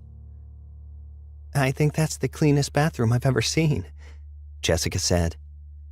Are you one of those neat freak people? No offense. I keep a clean house. She smiled. Maybe it's just that I'm used to the bus station, you know? It's been a while, that's all. I really appreciate it. I'm happy to help, Kevin said. He realized he was sweating under his suit coat and started to unbutton it. Towels are in the cubby there. A pause. You've got kind eyes, Kevin. Has anyone ever told you that? Kevin looked down a moment. Don't think so, but it's nice to hear. Thanks. That's why I went with you, she said. I run into a lot of creeps out there on the street. A girl learns how to tell who's a creep and who's not just by looking at them, you know? And I knew you were a nice guy. Just by looking at your eyes, Kevin. Kevin felt his cheeks reddening. Thanks, he said. I'll go get you some clean. It was like she was there one moment and gone the next. Like a vaudeville performer pulled off the stage by a hook, the wormy intestine snapped around her neck and yanked her out of the doorway. Thank you, Kevin. All at once it was clear where the voice in his head had come from. It was the same one he heard right now. He backed against the wall, his heart pounding. The sound of crazed limbs smacking against the tiles. The bar from the towel rack pulled from the fixture and clattered on the floor. Fabric ripping. The shower curtain torn from its curtain rings. A shoe bounced off the mirror and landed in the sink. Kevin stood frozen against the wall, caught somewhere between the instincts of fight and flight. But before he could decide on one or the other, the voice was back in his head. His mustache tingled with every word. Don't go, Kevin. Don't ever fear me. I'll never hurt you. You'll always be safe with me." "You told me I was helping a woman," Kevin said. He felt tears creeping into his eyes. Not tears of sadness. He was too astounded to be sad. Maybe tears of astonishment. This was all too much for him. "You told me I was doing the right thing. You told me I was being a man." 3 thumps on the ceiling from below. The downstairs neighbors weren't happy with the ruckus. "Oh, sorry," Kevin thought. "It's just that there's a monster in my bathroom eating a homeless woman, that's all. Sorry for all the noise." The woman's face hit the linoleum just visible in the doorway. Her eyes were wide, but there was no life left in them. Her mouth agape. A smear of blood on her cheek. More blood pooling in the floor around her face. "You are helping a woman," the voice whispered in his mind. "You are. More than you know." "Why are you doing this?" "Come to me, Kevin. Let me show you."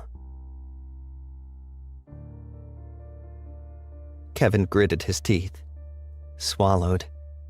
He stepped away from the wall, feeling the room shift all around him. He approached the bathroom door and looked past the threshold. There it was.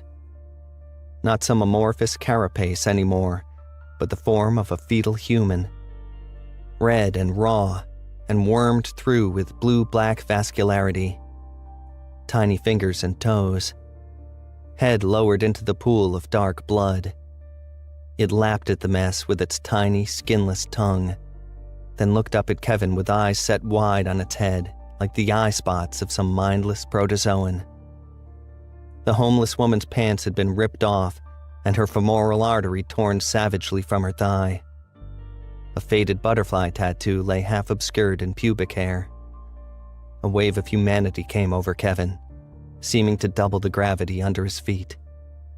He turned to the sink and vomited into it. "We are one, Kevin. You will see.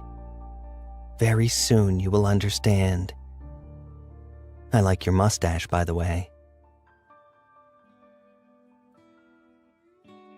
Whatever mysterious defragmentation that takes place during the night, however the brain reconciles itself to life's ever-changing circumstances, Kevin slept undisturbed. Restful, restorative sleep. He woke with a feeling of uncommon lightheartedness. The temperature outside was 21 degrees. A glance out the window saw the waning snowflakes dancing wistfully in the glow of the streetlights down below. Quiet for this time of morning. Somewhere across town, the beeping of machinery busy at work cleaning up the mess. The mess he had predicted. Had the workers been as surprised as everyone else? Or maybe they had watched last night's forecast. His forecast. Kevin yawned. He got up on freshly oiled knees. He saw his clothes, yesterday's outfit, neatly folded on top of his bureau. And he paused for a moment, trying to remember when he had done that. Not that it was unusual for him to neatly fold his clothes. He just couldn't remember doing it. And suddenly, the memories came flooding back. Like some horror movie whose premise was just too wild to be real. He reached up to his lip to check his mustache, to decide if even that hadn't been part of some days-old dream. But no, there it was, in all its bushy glory. Could it be that only some of the things he remembered had actually happened? With a sense of dread, he approached the bathroom. He just stared at the knob for a moment. Then he jiggled it, as if to ward away the evil spirits beyond. Holding his breath, he opened the door. Spotless. The porcelain gleamed. The floor and mirror looked freshly polished. Everything perfectly in order, just as if he'd cleaned it himself. He let out the breath he'd been holding, half relieved there was no murder scene, and half concerned he was losing his mind. "What the hell is going on with me?" he said. "Kevin?" Kevin turned toward the shower curtain. The voice had that same slithery delivery as the pile of guts had, but was now distinctly female. Soft and sultry. Kevin felt his mustache tingle. He remembered the gestational creature on the floor, tongue slithering in its pool of blood. How it had spoken to him. This was the same voice. The same music, but a different instrument. Thank you, Kevin. Thank you for taking care of me.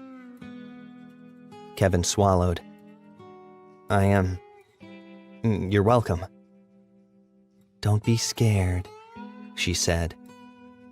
You're in no danger. Not from me, not from anyone. Never again. His mind swam with questions, too many to articulate a single one at once. Leave the mess to me, she continued. All your life you've been preoccupied with making things clean. But you've got more important things to do, Kevin. My love. Who are you? Kevin said. A rather formal question after all they'd been through together. In just the past 2 days, he'd gotten to know his new roommate from the inside out.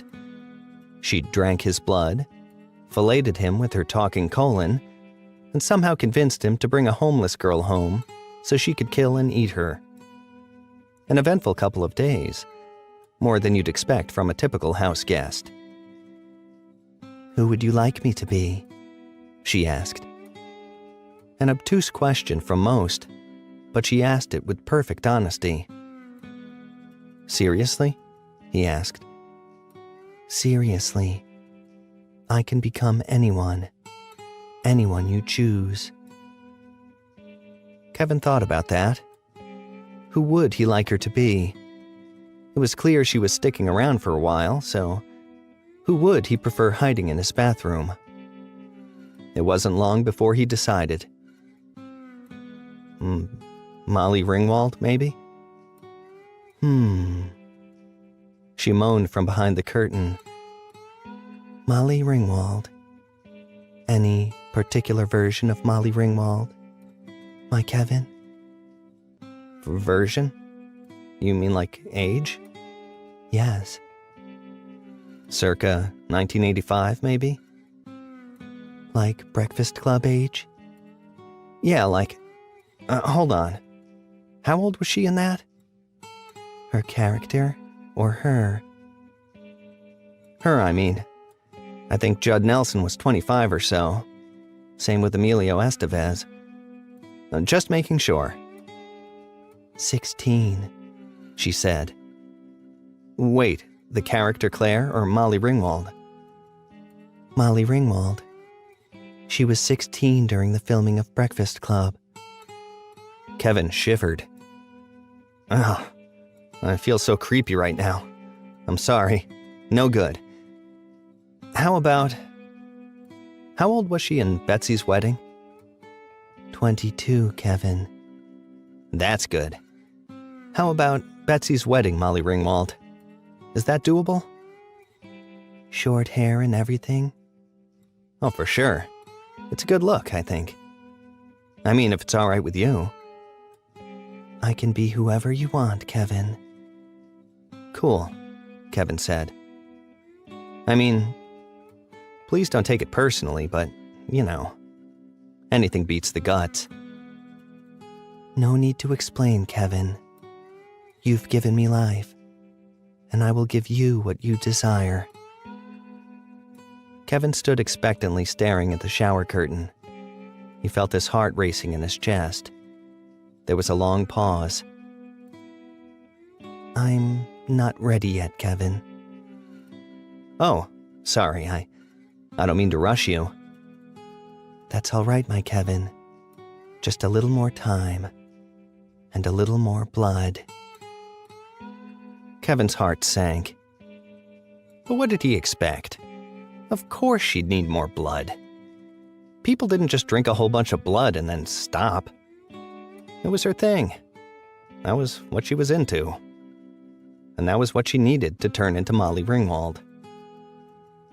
My transformation is nearly complete. Just a little more blood, and I'll be the woman you desire. Your woman, my Kevin. My meteorologist. Can I see how it's coming along so far? He asked. Not yet, she said. I'm horrifying. Kevin paused. He glanced over at the broken mirror, saw the fortune still stuck in the corner of it. A realization came over him, something more like a flavor or color than anything you could explain, a kind of caricature of the word horrifying itself. Wasn't horrified the way he felt every morning staring up into his nostrils? Horrified imagining the germs proliferating on his bathroom's counter and floor. Horrified in front of the thingy performing meteorology on broadcast television? Maybe it was. But wasn't it also the best thing that had ever happened to him? What he dreamed of while being horrified taking his final exams in college? What he'd fantasized about while being horrified at his graduation ceremony? Was any of it any less horrifying than a corpse being drained of its blood on the bathroom floor? If horror was even real, what would its opposite be? Does it have an opposite? And if not, does it even exist? You're not horrifying to me, Kevin said. My Betsy. Allow a woman her vanity, Kevin, for just a while longer. Well, what do you need me to do? Kevin asked. First, turn off the light, Betsy said, and come closer. He obeyed, and from behind the shower curtain extended a hand, cold, wet, and clammy. His shorts fell to the floor, and she gripped him, the metallic scent of blood filling his nostrils. And he found he was not averse to it. Not anymore. And as she worked, she told him what she needed him to do.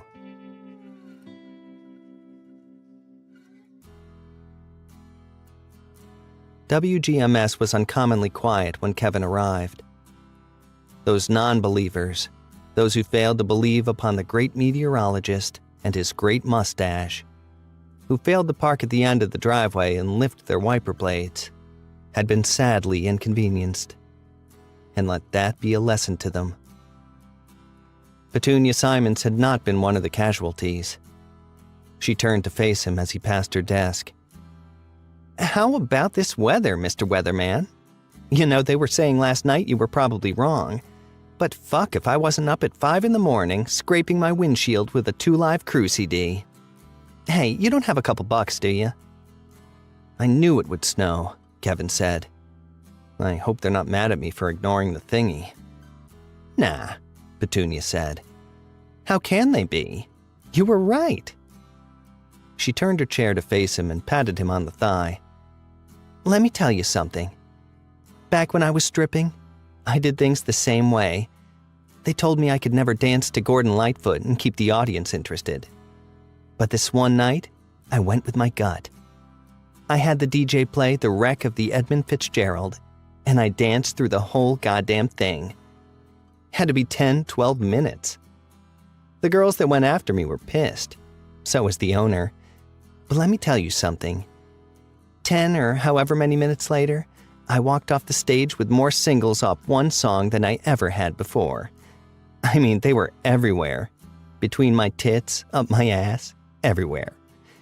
Enough to buy a nice dinner. That's when I realized it's always good to go with your gut. Go with my guts, Kevin said. Your gut, that's right. Hey, you got a couple bucks by any chance, Kev? I swear, I'm goddamn tapped. Kevin took a deep breath and stood up straight. He reached into his pocket and pulled out the 20 he knew he had in there. This he folded in half lengthwise and stuck directly down into Petunia's cleavage.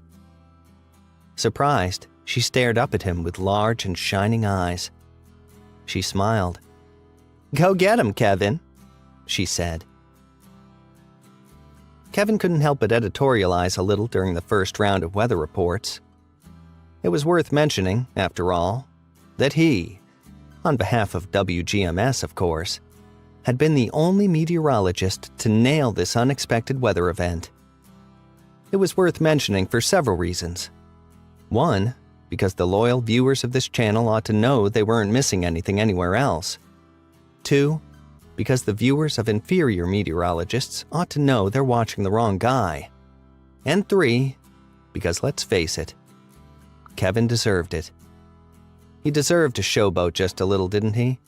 After years of pushing his mop through all the shit, piss, and barf of this entire TV station. This occurred to him while on camera, and he nearly broke his composure. The glitz and glimmer of on-air meteorology. Kevin with his cheeks powdered to a perfect matte finish, and his mustache polished to a high sheen. The makeup girl had put something new on it today, and he thought now that he knew what it was. It was Lemon Pledge. Maybe its fumes were getting to him, but he suddenly understood that he was very much a meteorologist and a notable on-air talent. It didn't matter that he came to this place a dung beetle. Those days were over, and he deserved everything he had. Following the morning weather rounds, Kevin got the message he'd been expecting. Ken Hansen wanted Kevin in his office, no doubt to discuss the unusual breach of the thingy, and the fact he'd been right after all. He knew this was inevitable. What he didn't know was how he was supposed to explain it. Walking through the administration wing, PD Dave Smith spilled into the hallway holding a wet towel against his head. He'd come out of the executive men's room. He glared at Kevin as he approached, a look like he knew he ought to despise Kevin, but it took a moment to remember why. "Hey, McMillan, what the hell you doing here?" "Mr. Hansen asked for me. Just coming to see what he wants." "Oh, yeah?" Kevin nodded, waited for his cue to politely move on. It didn't seem to be coming. "Hey, I was, pretty toasted last night. Might have come off a little rough around the edges. Know what I mean?" "Oh, that? Oh, that's all right. Really. I understand." "Hey, I'm not apologizing. I'm just saying, all right?" "All right." "Hey, you want a little, Dave tapped the side of his nose. "Little Tootie Magootie?" A pause. "Huh?" Dave wagged his head toward the bathroom door. "Little Snorty McGorty? Snifferooski?" "I don't understand," Kevin said. Dave's eyes hardened very suddenly. "Oh, that's right. I forgot you're a fucking janitor." He sniffed loudly, shook his head. "Fucking creep, too. And I'll tell you what, you've got gay written all over you. You're a butt pirate, McMillan. A chutney ferret. I'd bet my Rolex on it." I'm not any of those things. Not that there's anything wrong with that." "You would say something like that, McMillan. 'Cause you're always dreaming about men. Why don't you stop eye-fucking me anyway? Have a little self-respect." "Why do you keep talking to me like this? What are you even talking about?" "You think I don't know what you people do? With your balls in the mop bucket? Let me tell you something." Dave reached down the front of his pants, fished around for a second, and pulled out a fistful of pubic hair. These he sprinkled on the floor between them. "Clean 'em up, janitor boy. Chutney ferret." Dave turned and made his way down to his office, chuckling as he went. Kevin stood motionless until he was out of sight. Then he stepped around the small pile of pubic hair and continued to Ken Hansen's office.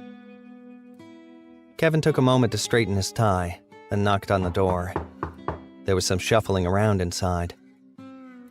Who's there? "It's Kevin McMillan, sir." Ah, McMillan. Hold on. I'll be right with you.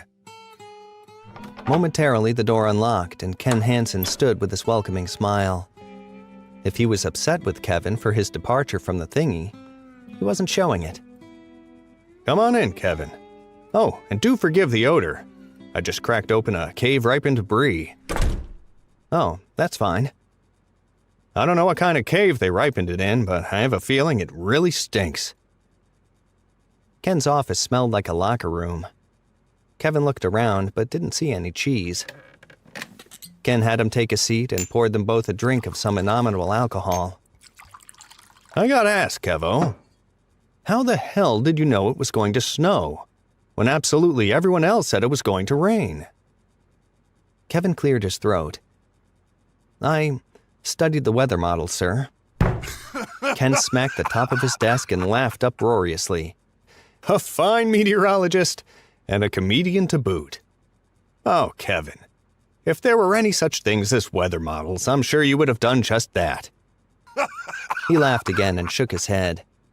You don't have to tell me how you know, Kevy Pie. I'm just busting your chops.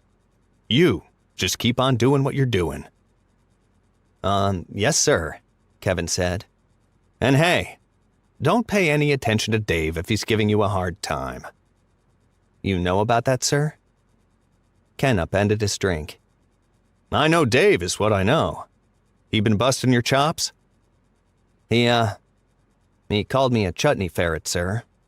A what? Is that like a butt pirate? He called me that too, sir. Not that there's anything wrong with that. No. I mean, it's not so nice to call people that, but as far as... No, nothing wrong with that at all. Say, you're not, No, sir. Not that there's anything wrong with that. Ah, that's good news, Kevo. Not that there'd be anything wrong with that if you were. Agreed, sir. Listen, Dave's just jealous, that's all. You know, most of the suits in showbiz wanted to be on-air talent but couldn't hack it, right? Now picture some schlep comes busting out of the utility closet, and all of a sudden he's the guy everyone's paying attention to. So now Dave's got to project all his self-loathing onto you. Take you down a couple pegs. Ken leaned in closer. Hey, next time Dave tries busting your stones, you know what you do? Just pull your fat cock out right in front of him and piss on his shoes. Seriously, don't even worry about it. I'll have Samson clean it up. That's a bit much, I think, Kevin said. But I should probably let you know he did drop a bunch of pubic hair out in the hall. Ken whistled. Whew. That again, huh? Right near the executive men's room, yeah. Whew. Well, don't you worry about that. I'll get Samson out there with a dustbuster to do what he does best.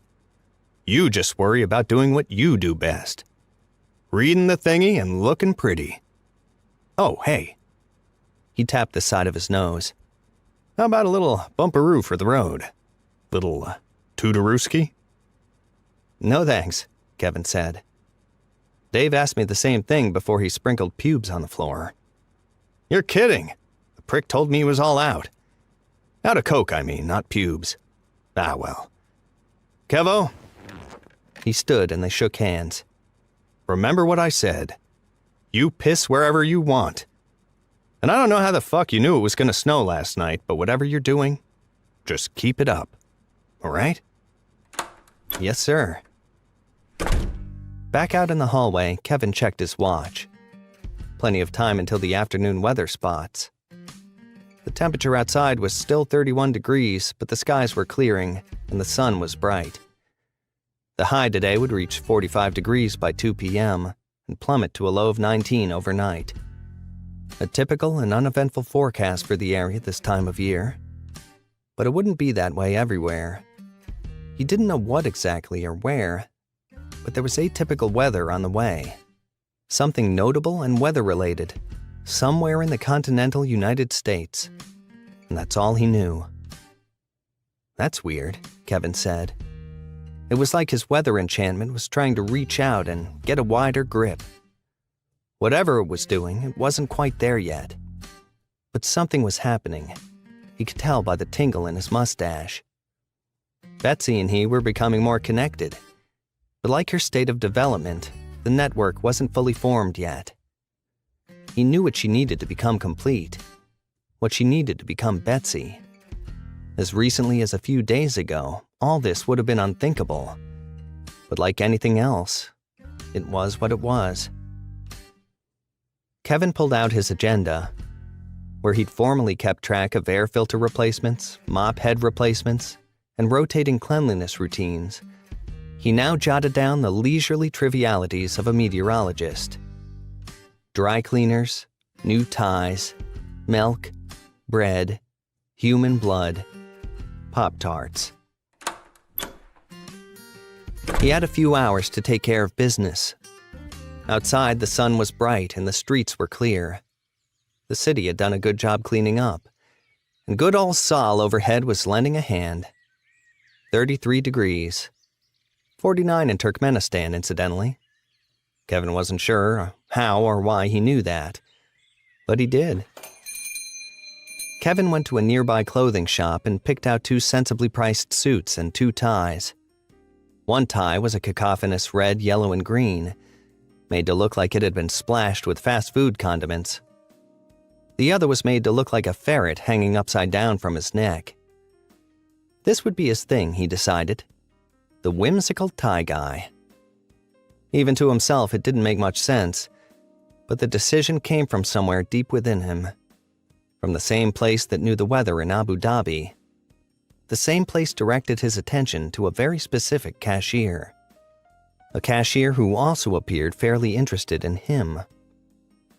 "Did you find everything you were looking for?" the man asked. He was a slight man, well-dressed and neatly coiffed. His black hair meticulously parted and pasted to either side of his head. Kevin's mustache seemed to vibrate. Wafts of lemon pledge bathed his nostrils. "Yeah, I think so," he said. "Not that I was really looking for anything in particular." "Well, particular's sure what you got," the man said, selecting the ferret tie and displaying it over his forearm. "Nice. Hey, you like ferrets?" Kevin cleared his throat. "Well, sure. I mean, nothing to dislike them about. It's a funny tie." "Sure it is," the man said. Then he met eyes with Kevin and tilted his head a bit. "Hey, I recognize you. You're the weatherman, aren't you?" "Yeah, that's me." "Kevin." "Kevin McMillan." He held out his hand on instinct. The cashier took it, but there was no shaking. More of a gentle embrace, and a curious, probing thumb on the back of his hand that made bizarre little circles as he held it. And held it. "I'm Sal. My friends call me Peanut. I love your mustache. We were just watching you yesterday. You know, you were the only weatherman who predicted the snow last night." Yeah, I just kind of knew, you know? "Yeah, my friends and I, we just couldn't believe it. Pecan goes, 'It's gonna be too warm to snow.' And I said, 'You just watch. Kevin McMillan, he knows his stuff. And just look at that mustache.'" Kevin made a sound he thought approximated flattery. Half-heartedly, he tried removing his hand from Peanut's. No dice. "Well, thanks," he said. "I appreciate you believing in me." "Oh, Cashew's never gonna believe this," Peanut said. "When I tell him I met the one and only Kevin the meteorologist." Then his eyes turned just a little sly. "Hey, I hope this isn't too forward of me, but you want to get out of here?"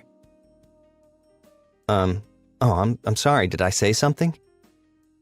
Peanut looked confused for a second. "Oh, no, you silly ferret.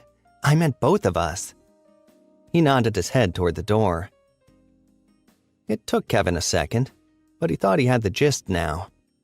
And with his hand still gripped firmly in Peanut's, it was going to be an awkward retreat to beat. But just as he was about to go on about his girlfriend and how she was waiting at home for him, a great fluttering of his mustache stayed his lips before they could part. "Bring him home. Bring him home, Kevin. My love." "Well," Kevin finally said, "if you insist." "Oh, goody," Peanut said. "Oh, wait till the boys hear about this one." Funny thing was, Kevin had been talking to Betsy when he'd said that. And somehow he was perfectly sure she had heard him. Same as he was sure it had been her talking to him, whispering through the hairs of his enchanted mustache. Screw this popsicle stand, Peanut said. I quit. It's all on the house, Mr. McMillan. He let go of Kevin's hand and began stuffing his things into a bag for him. Or can I call you Kevin? Kevin's fine, and thank you. How about Kevy Pie? Do you like that one better? Oh, my boss calls me that sometimes. Is that good or bad? Oh, well, there's nothing wrong with that, I suppose. I mean, the program director calls me a chutney ferret, whatever that means. I knew it, Peanut said. And with that, the two walked arm in arm out the door. Not that Kevin had much of a say in that matter. So, your place or mine? Mine. How about mine? Kevin said. He reached into his pocket and pulled out his list. Just gotta stop on the way. Grab some milk and Pop-Tarts. That all right? Kinky, Peanut said. Peanut opted to follow Kevin up the stairs to his apartment. Kevin could feel his eyes burning holes through his suit. It only occurred to him at that moment that there were expectations of him here, especially after he'd gotten a bunch of free clothes. This was the risk of bringing home a man whose friends were all named after legumes. They were a nutty sort. Unpredictable. But he trusted Betsy. Betsy wouldn't let anything like that happen. I like your pants, Mr. McMillan. Then Kevin felt the fabric of his slacks being pinched and fondled. Thanks, Kevin said. It was all he could think to say. Anything to drink up there? There sure is, Kevin said. But the thought had come from his mustache, not his mind. It was Betsy speaking, he realized. Their connection was deepening. Kevin opened the door to his apartment and let the man inside. It was even cleaner than he'd left it. A vanilla-scented candle burned on the bureau. He hadn't been the one who'd lit it. He'd never leave a burning candle unsupervised. But of course, it wasn't unsupervised. Nice place, Peanut said. He turned toward Kevin and slipped his hands around his waist. That weather money must be pretty good. It's not much.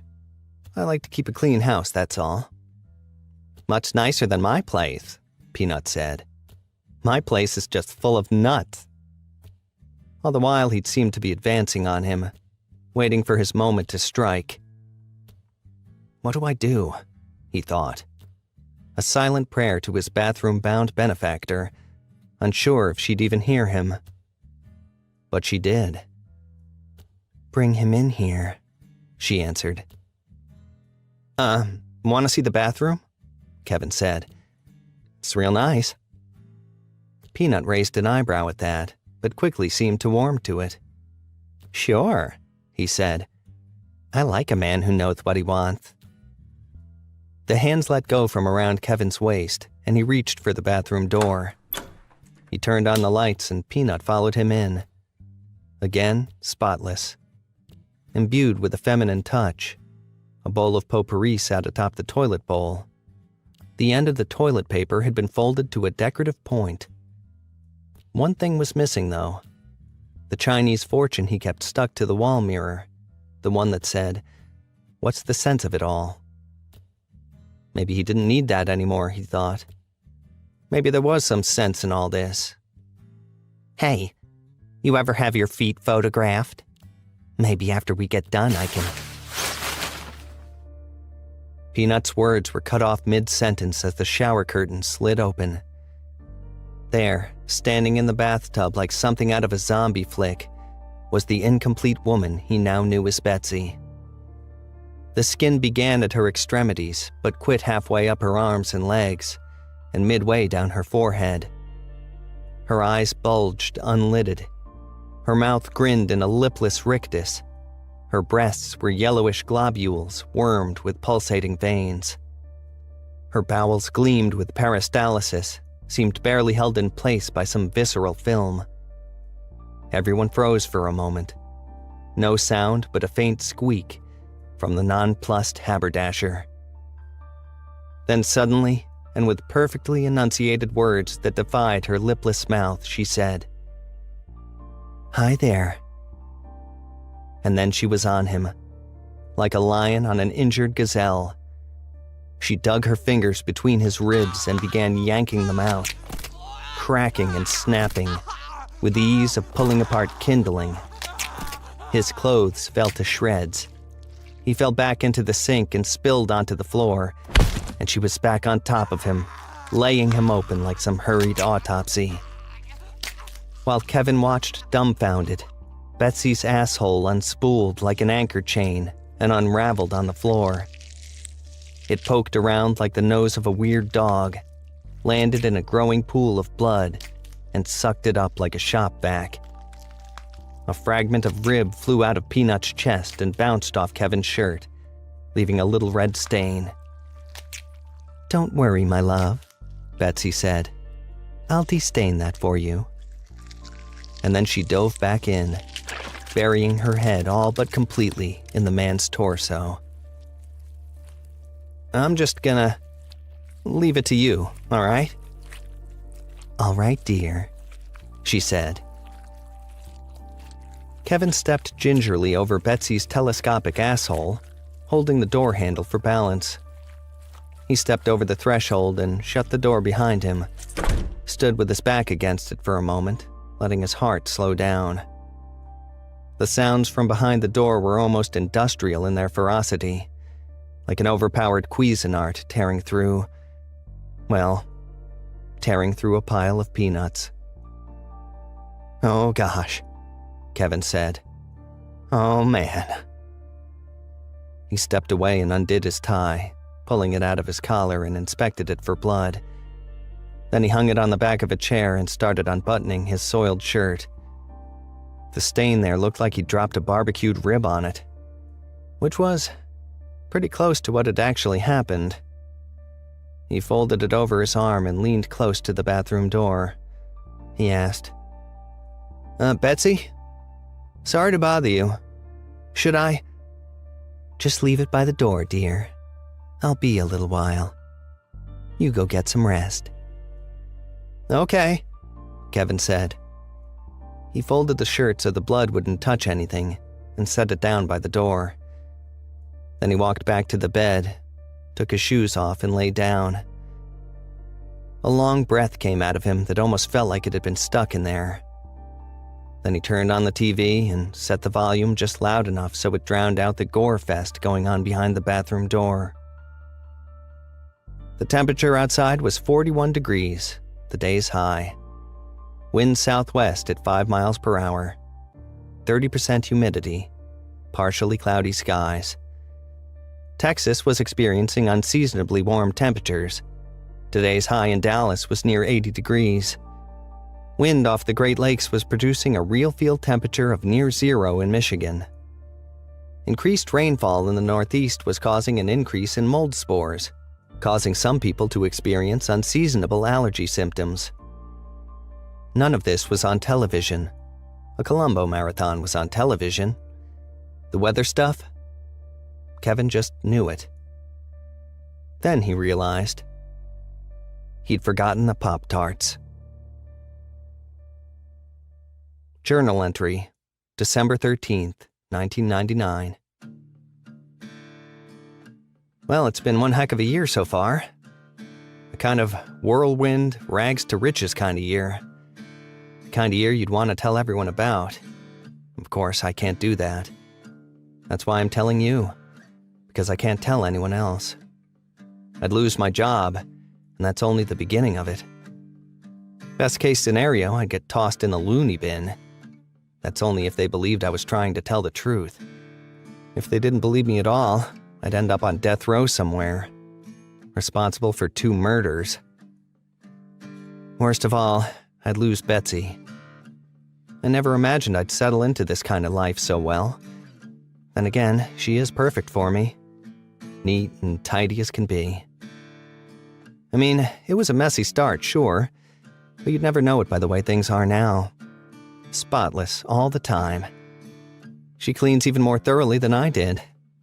She even plucks my nose hairs for me. Old Sequoia. Haven't seen him in a while. I swear she must have dug it out by the roots. She's got a talent for that kind of thing. Many talents, actually. Nothing I'm willing to discuss here, of course. First of all, because that wouldn't be gentlemanly. Second of all, she'd know if I did. She knows everything I'm thinking. I know what she's thinking, too. When she allows me to, anyway. Not all the time. She stays in the apartment when I'm gone. When I'm here, too. All the time, basically. She says she'll come out eventually, but she's not quite ready. Her skin gets peely when she doesn't eat enough. I tell her she's beautiful, not to be so self-conscious.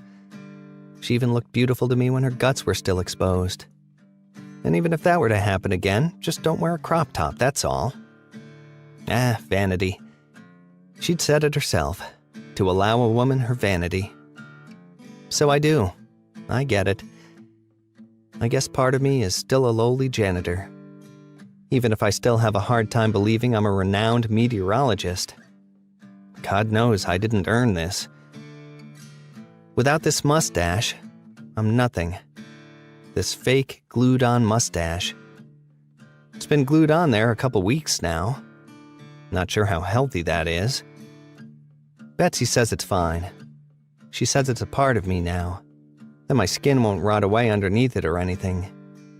I trust her. Betsy's different than other girls. You may not have picked up on that yet, but believe me. I don't have a whole lot of experience with women, but I gather most of them don't suck up human blood or have telescopic anuses that do the same. She's different, Betsy, but she's special, and she's mine. She tells me she's getting hungry again. It's a particular diet, but I heard a lot of women have particular diets. It's not so different than keto when you think about it, or the carnivore diet or whatever. I understand there are some ethical concerns here, but I've really learned to loosen up since I've met her. People have different needs. She sure adjusted to mine, hasn't she? She even turned into just the girl I asked for. That was nice of her.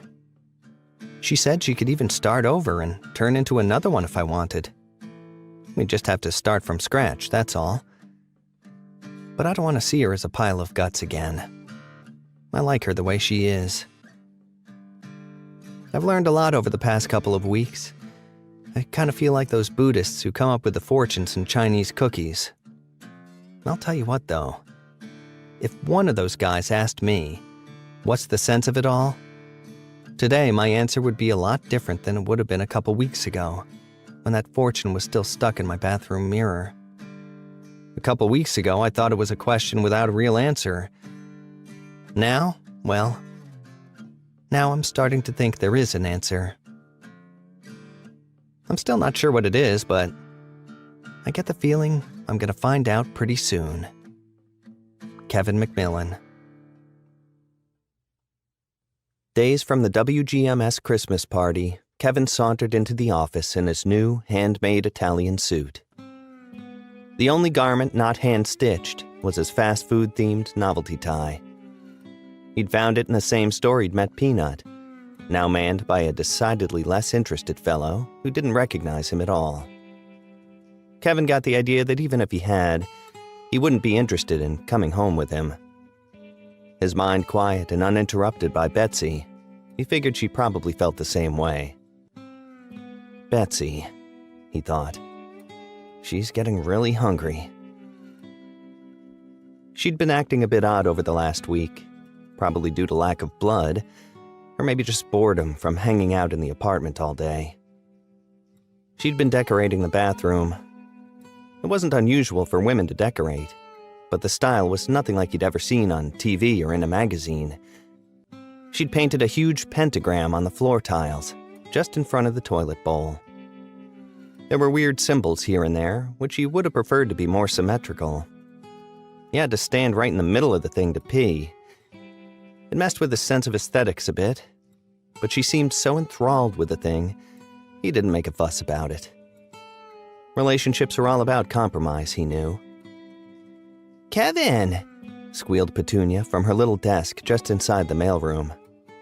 Kevin walked over to meet her. Morning. What's with you lately, Kevin? I can't tell if you're in love or in agony. Oh, what do you mean? Oh, don't play coy with me. You know I used to be a peeler. I can tell what a fella's got on his mind. Sure, but you just said you couldn't tell. She batted her heavy eyelashes at him. I knew it. Who's the lucky lady? I mean, it is a lady, right? Well, yeah, she's a lady. Not that there's anything wrong with that if it wasn't. If she wasn't. Of course not, Kevin. It's just... Well, you know what they say about most weathermen. Well, she's a lady, yes. Tell me about her. Oh, not much to tell. Modest as always, Petunia said. Hey, you got a couple bucks by any chance? Kevin wasn't sure what difference Petunia had seen in him, but it wasn't lost on Sue either. As he sat back in the makeup chair and let her preen his mustache, her eyes kept darting up to meet his own. What's new, Mr. Weatherman? Anything interesting going on? Well, there's a low-pressure system moving in. Should be reaching us in about... Not that, you square. I mean with you. How's stardom treating you? I'd hardly call it stardom. Well, from pushing a broom to the big screen, it's gotta feel like it. Well, mostly small screens, I assume. You coming to the Christmas party? I guess it'd be weird not to, right? She shrugged. Probably. You bringing anyone? The thought flitted through his mind to ask Betsy, but he already knew the answer. If she ever did mean to come out with him, she sure wasn't ready yet. I'll probably just come by myself, he said. She paused her mustache work for an almost imperceptible moment. I mean, I'm around. If you're interested, that is. Oh.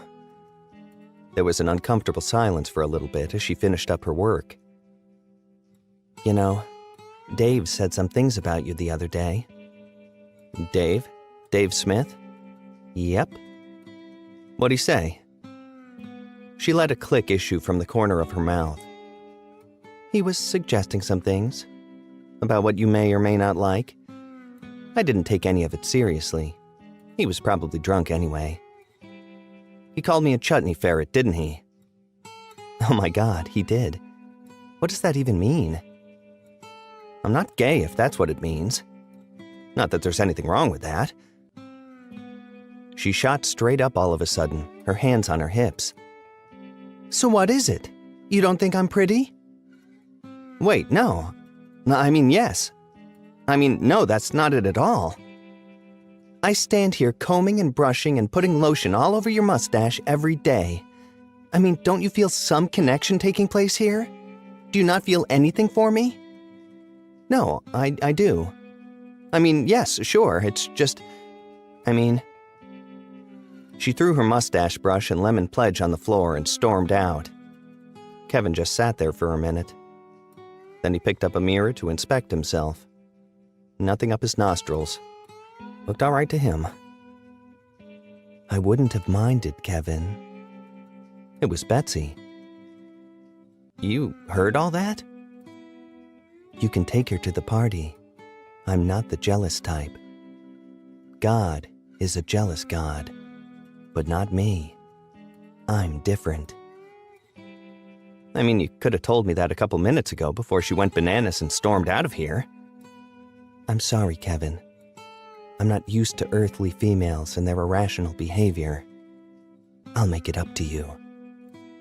No, don't feel bad. You can do no wrong by me, Betsy. Not with the way you pluck my nose hairs and clean my place. An intern arranging the makeup area looked sideways at Kevin, then quickly left the room. Shit, he said. I'll make it up to you in just a few minutes, Betsy said. I've got a surprise for you, my meteorologist. It was only clear to him by the second weather on the 8. The thingy seemed fairly on the money weather-wise, but he found himself deviating from where he would normally banter about how to dress the kids at the bus stop. Unrelated to our area, but certainly worth noting, a change in the wind direction and several other factors will produce colder than expected temperatures in southern Florida tonight, likely resulting in frost. So cover those plants, Florida.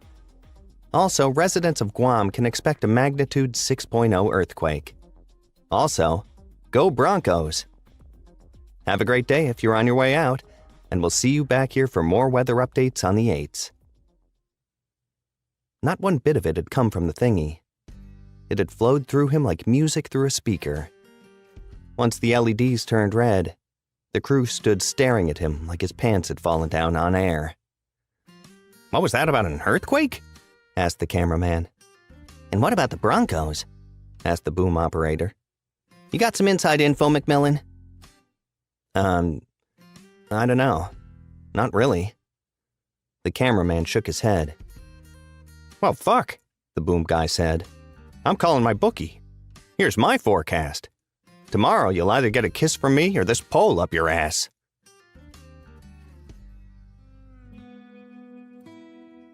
Journal entry, December 19th, 1999. I got a kiss at work this morning. Turns out the Buccaneers won their game. There was also a 6.0 magnitude earthquake in Guam. No one was killed, in case you're wondering. In the earthquake or the football game. That's not to say no one was killed today, because someone certainly was. "Hi, dear," she said as I walked by the door. But she didn't come out of the bathroom to greet me this time. "UPS came by. I think it's the new jacket you ordered."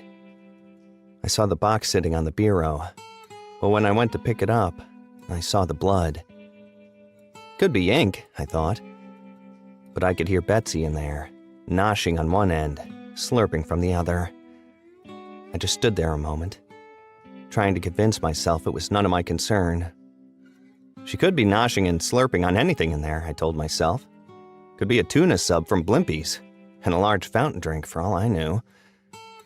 And that snapping. Could be a nice, crisp pickle. That's probably all it was.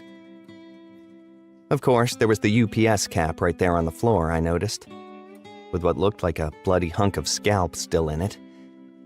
And that clipboard they carry, with a whole bunch of blood or ink or whatever splashed on it. And was that a tooth? It was turning out to be a lot to ignore.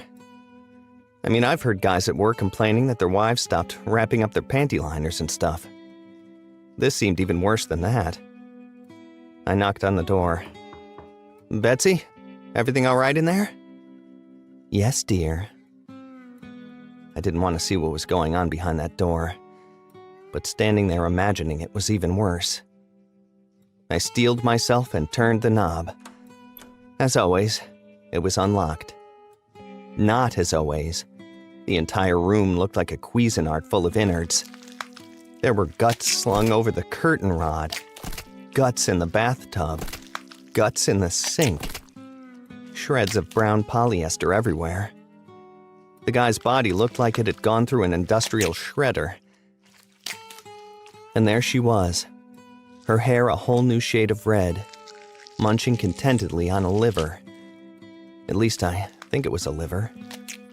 Her asshole was lapping at the floor like a voracious worm. The Bucks won," I said. "See that? Earthquake too, right?" "Yeah, sure happened." "What did your boss say?" Well, he goes, "Kevy Pie, I don't know how you do it. But with you at the helm of our weather operation, I think WGMS is set to be the most trusted news network in the country." Then he offered me some cocaine and made me do a shot of his expensive liquor. Then he peed on the wall a little and made the old weatherman come in and clean it up. Oh my. She wrung the liver like a sopping dish rag and let the foamy, weird blood run into her mouth. Yeah, that was really something. "Hey, watch this," she said. Then she took the wrung-out liver and set it in the middle of her pentagram decoration she'd made. Then she cleared her throat and started chanting this weird incantation. She sounded normal when she started. Relatively normal anyway, considering I couldn't even understand the language she was speaking. But by the time she was halfway through, it didn't even sound like her anymore. Her voice was deep, doubled almost. Then suddenly a vicious red flame erupted right there on my bathroom floor. My first thought was my floor tiles getting scorched, but that was kind of dwarfed by the scene itself. The liver glowed an angry yellow, like a hunk of iron in a forge. In seconds it shriveled, darkened, disappeared. Then just as fast, the flame disappeared along with it. No scorch marks on the floor. Nothing. "The master is well pleased," she said. "Huh. Well, that's good," I said. I'll leave you to it then." "Yes, dear," she said. And that was it. By the time I woke up from my nap, the place was spotless again. Betsy's breasts seemed a little bigger. Maybe it was my imagination. I don't know. Maybe this whole thing is just my imagination. Something's not quite right, I can say that much. Although I can barely remember what life was like before I became Kevin the Weatherman, I've got an idea I'd feel pretty bad about my girlfriend eating the UPS guy back then. Then again, maybe all of that changes when you're in love. Maybe when you're in love, everything that happens is just kind of okay. Yeah, we'll go with that. The jacket fits great, by the way. Kevin McMillan.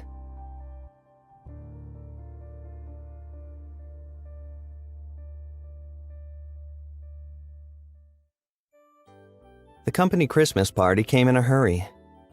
A skeleton crew of teetotalers handled programming while the usual partiers let their hair down.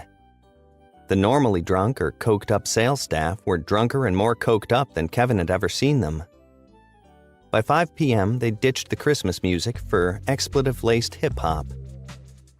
The sales manager, Arlene, tripped on her own fallen underpants and gashed her head on the corner of a fax machine.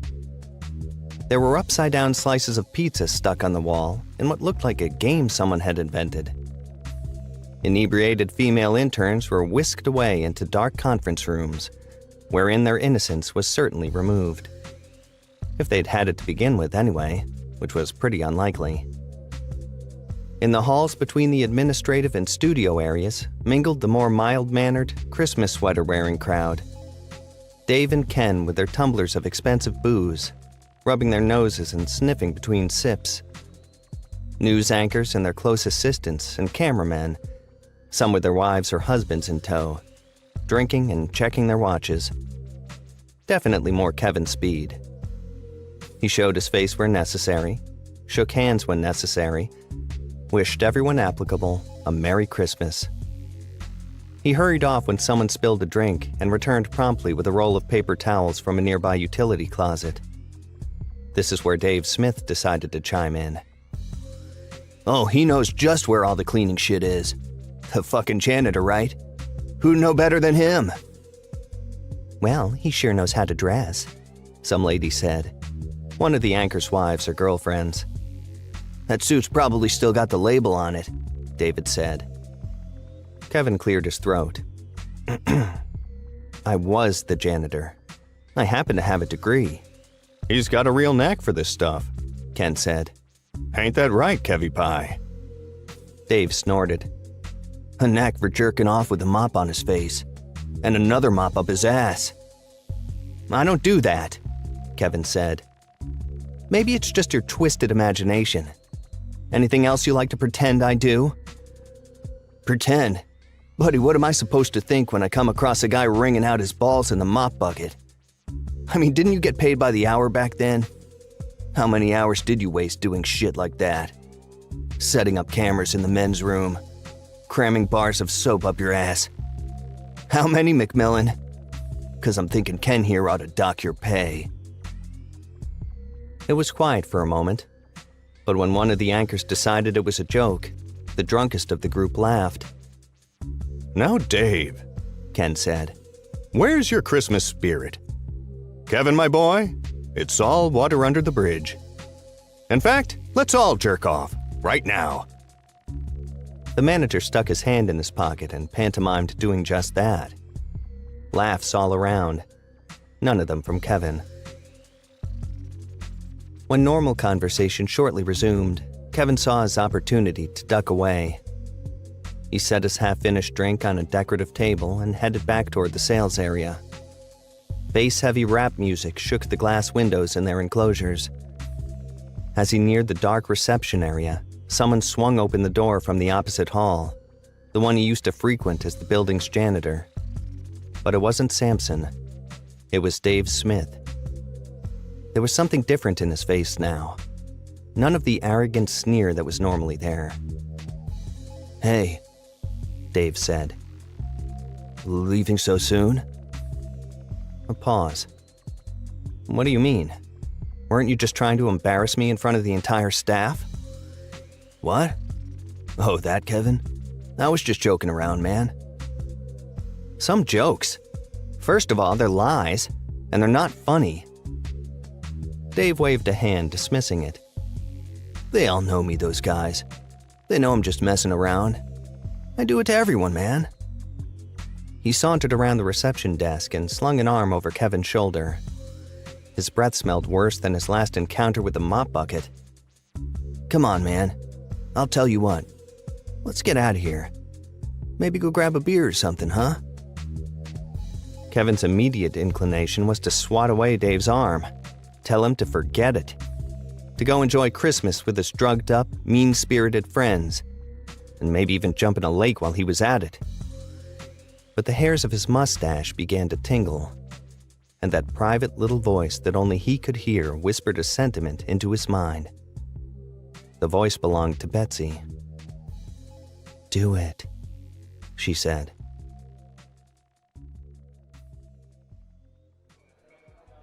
They went to the Mire, the same bar he'd gone to that first day Dave had left him out of sorts. But it was a whole new Dave he was talking to, or at least it seemed that way. Not that he was doing much talking. Dave was in a coke-fueled frenzy, and it left him no opportunity to reply. They drank 2 beers, then 3, then 4, Dave peeling 20s off his money clip for every round. Betsy stayed quiet throughout. Eventually, with his eyes glazed and obscenely dilated, Dave turned to Kevin and regarded him with gritted teeth. "How about we get out of here?" he said. "Your place. You can watch me pee, then I'll watch you." "Huh?" "Do it," the voice came. "Are you kidding me?" he said back. "Bring him to me," Betsy urged him. And he understood all of a sudden that there would be no peeing, or watching for that matter. It would never get that far.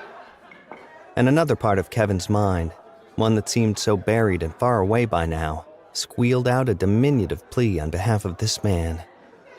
Did he really deserve this?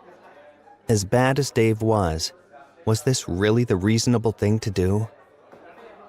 "Bring him to me," Betsy said. It was the only voice Kevin could hear.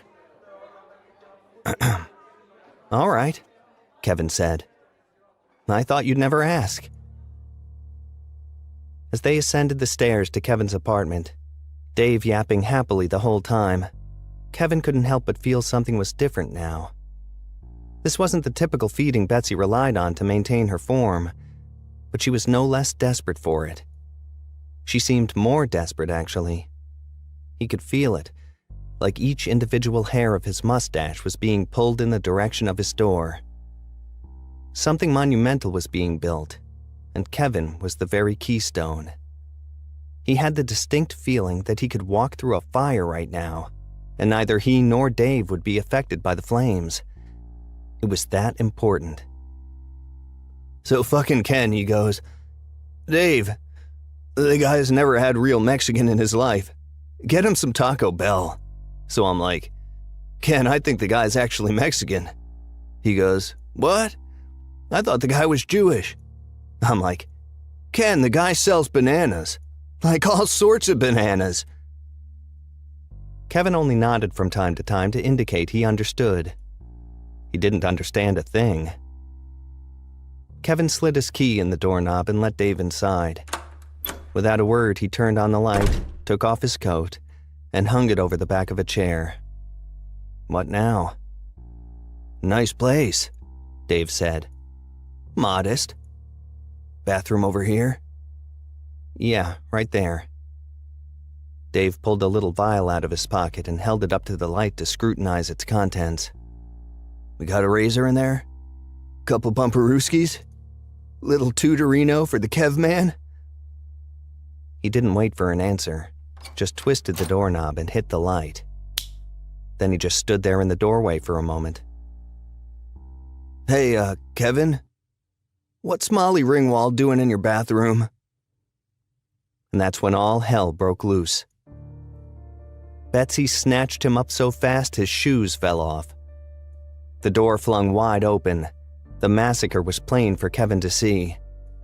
She dug her fingernails under Dave's left ear and peeled his scalp like an orange. Then she yanked it down over his face, leaving behind bone and unblinking eyes.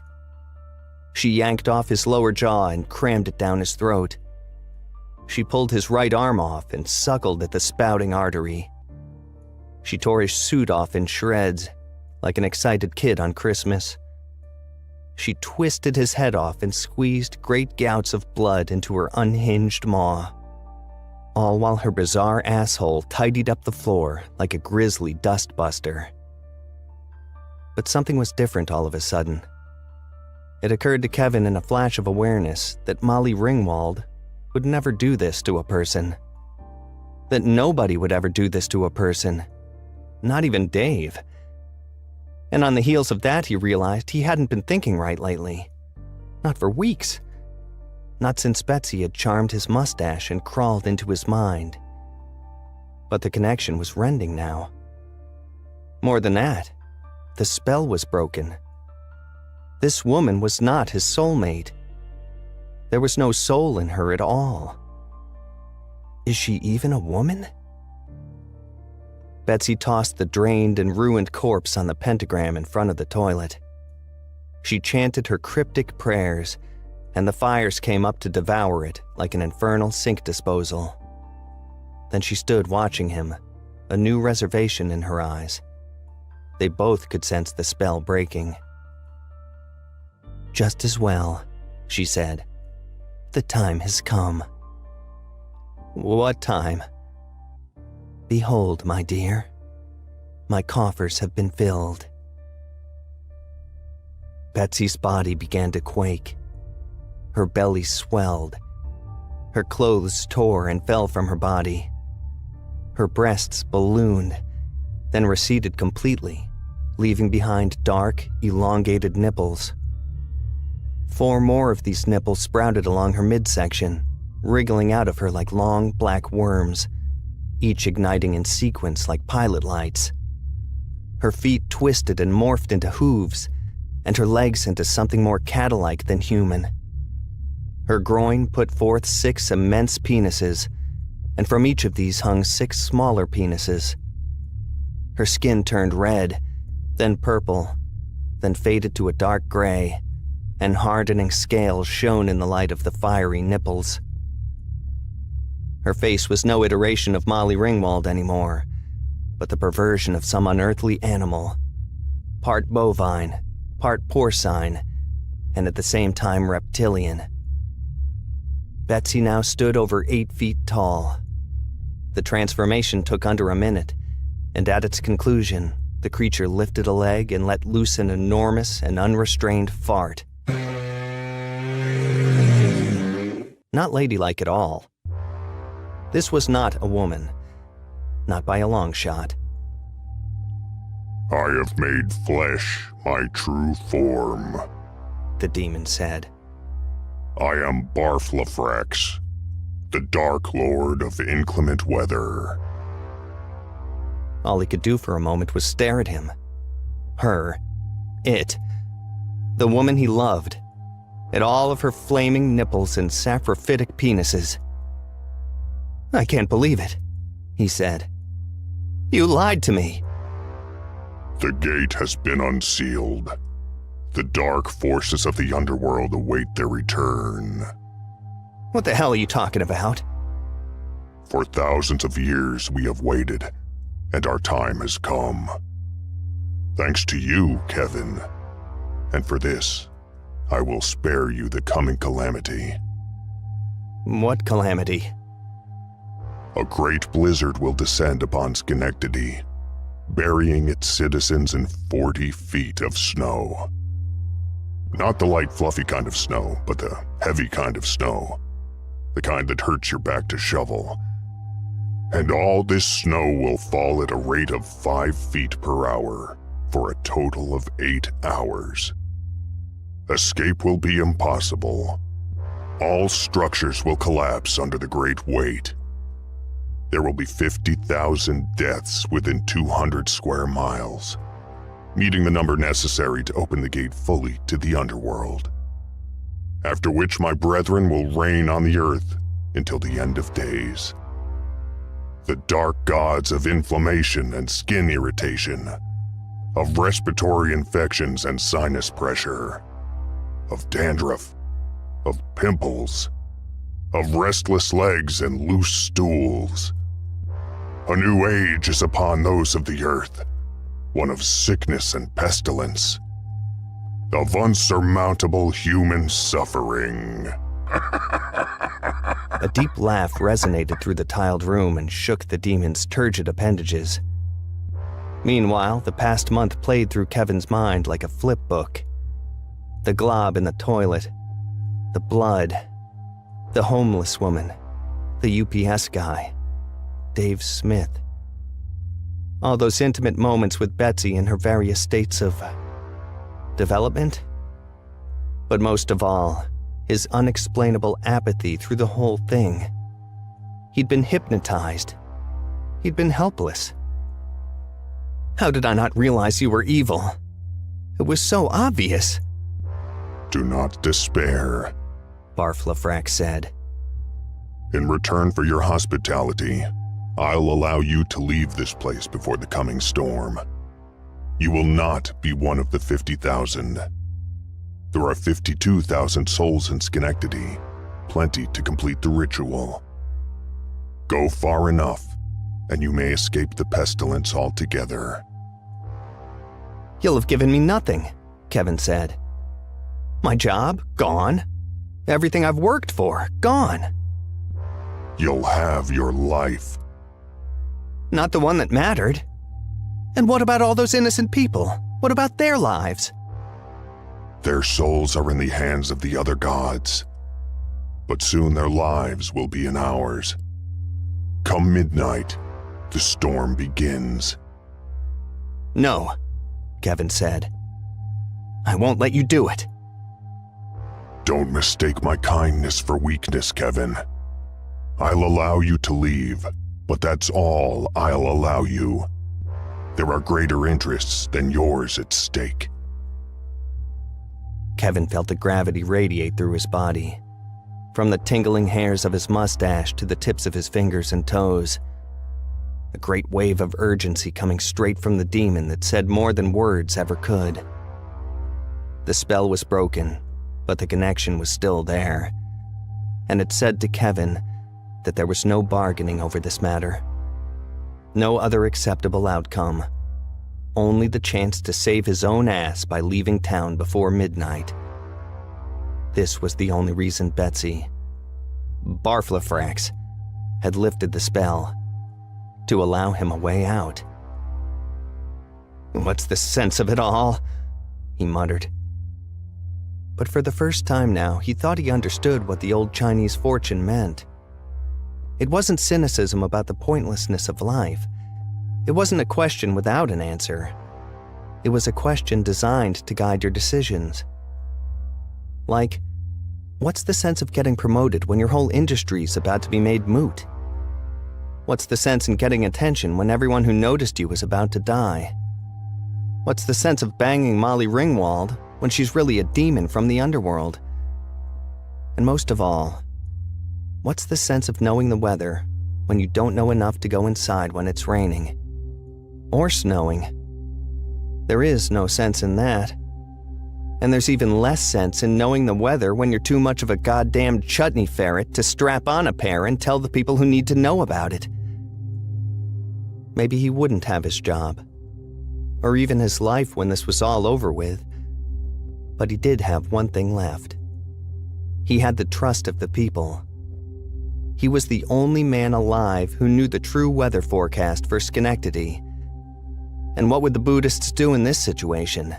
Sit around and make fortune cookies about it? No. There's no sense in that. None at all. Kevin gripped the corner of his magical mustache and gritted his teeth. Barflefrax's eyes turned cold. Consider our wedding canceled, Betsy. The mustache made a horrible ripping sound as he tore it from his lip. Immediately, he felt the blood flowing down his face. But he ignored the pain and flung it at the demon. He missed entirely and it stuck on the bathroom mirror. He didn't care about that either.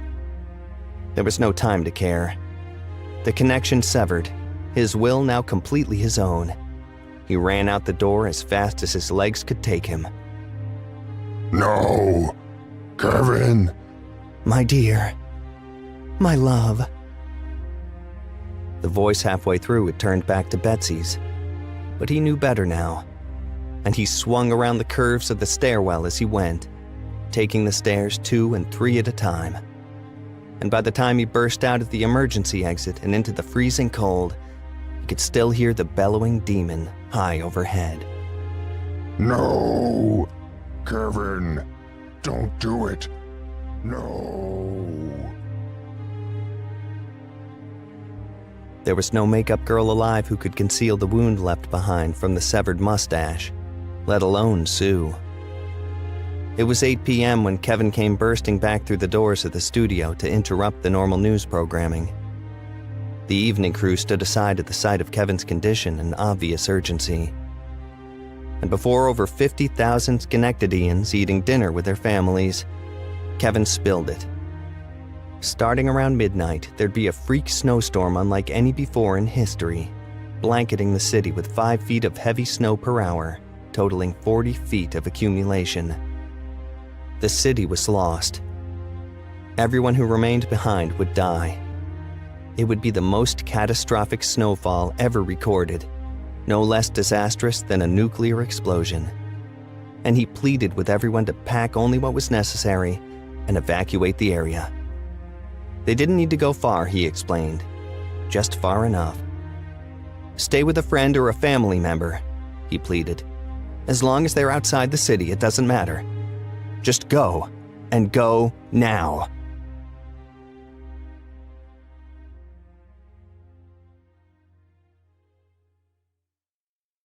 You're only as good as your last performance, they say. And this goes doubly for the business of meteorology, especially when you miss the mark by this much. 40 feet to be precise. Not everyone in Schenectady took Kevin's forecast to heart, but after the Bucks win and the earthquake prediction, around 20% of them did. And by midnight, after more than 10,000 souls had fled the city limits, the whole underworld thing, and thus the storm thing, was made moot. Kevin guessed that was pretty well evidenced by the fact that it never happened at all.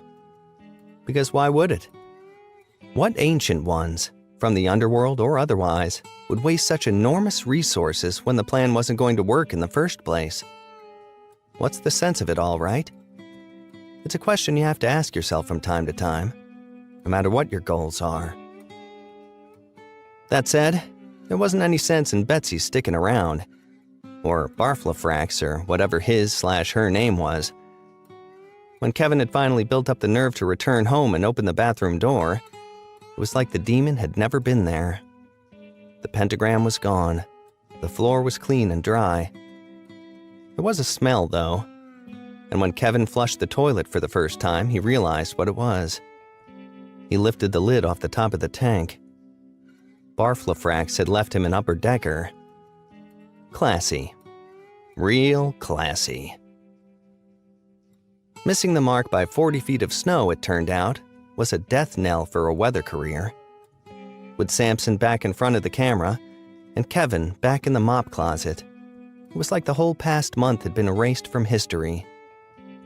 Not the case for Petunia, though, who was impulsively promoted to program director in place of Dave Smith, who GM Kevin Hansen presumed to have been murdered by drug dealers.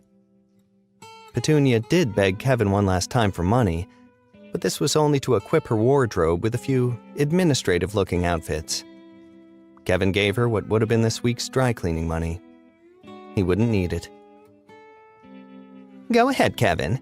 Tuck it right in my bra strap there. You know, this is probably the last time you get to do that. Yeah, I guess you'll be using the fancy bathroom now too, huh? No more panty liners stuck to the wall. No, sir. And if there is, you'll know who it belongs to. There's only one executive lady around here, and the executive ladies' room looks like it's all mine. I'll clean it extra nice for you, Kevin said. A look of sweetness came across her face just then. You're a good guy, Kevin. If anything happens, any position opens up, I'll keep you in mind. Nah, I'll be all right, Kevin said. I'm good at what I do, whatever the weather. He had no idea at all what the weather was. Might have been in the 30s, maybe the 40s. Who knew? Who cared? He had saved the lives of over 50,000 people, and the suffering of countless others. When he really thought about it, he had just cleaned up the worst mess the world had ever experienced. A celestial mop bucket of hell that was just about to spill over the entire planet. It made cleaning up barf seem like nothing. In fact, if cleaning up barf was all he did for the rest of his life, he decided, he will still have done an awful lot in the end. No, Kevin McMillan was not the paragon of all men. Not success incarnate. Far from perfect. But as far as custodians went, he was pretty darn good.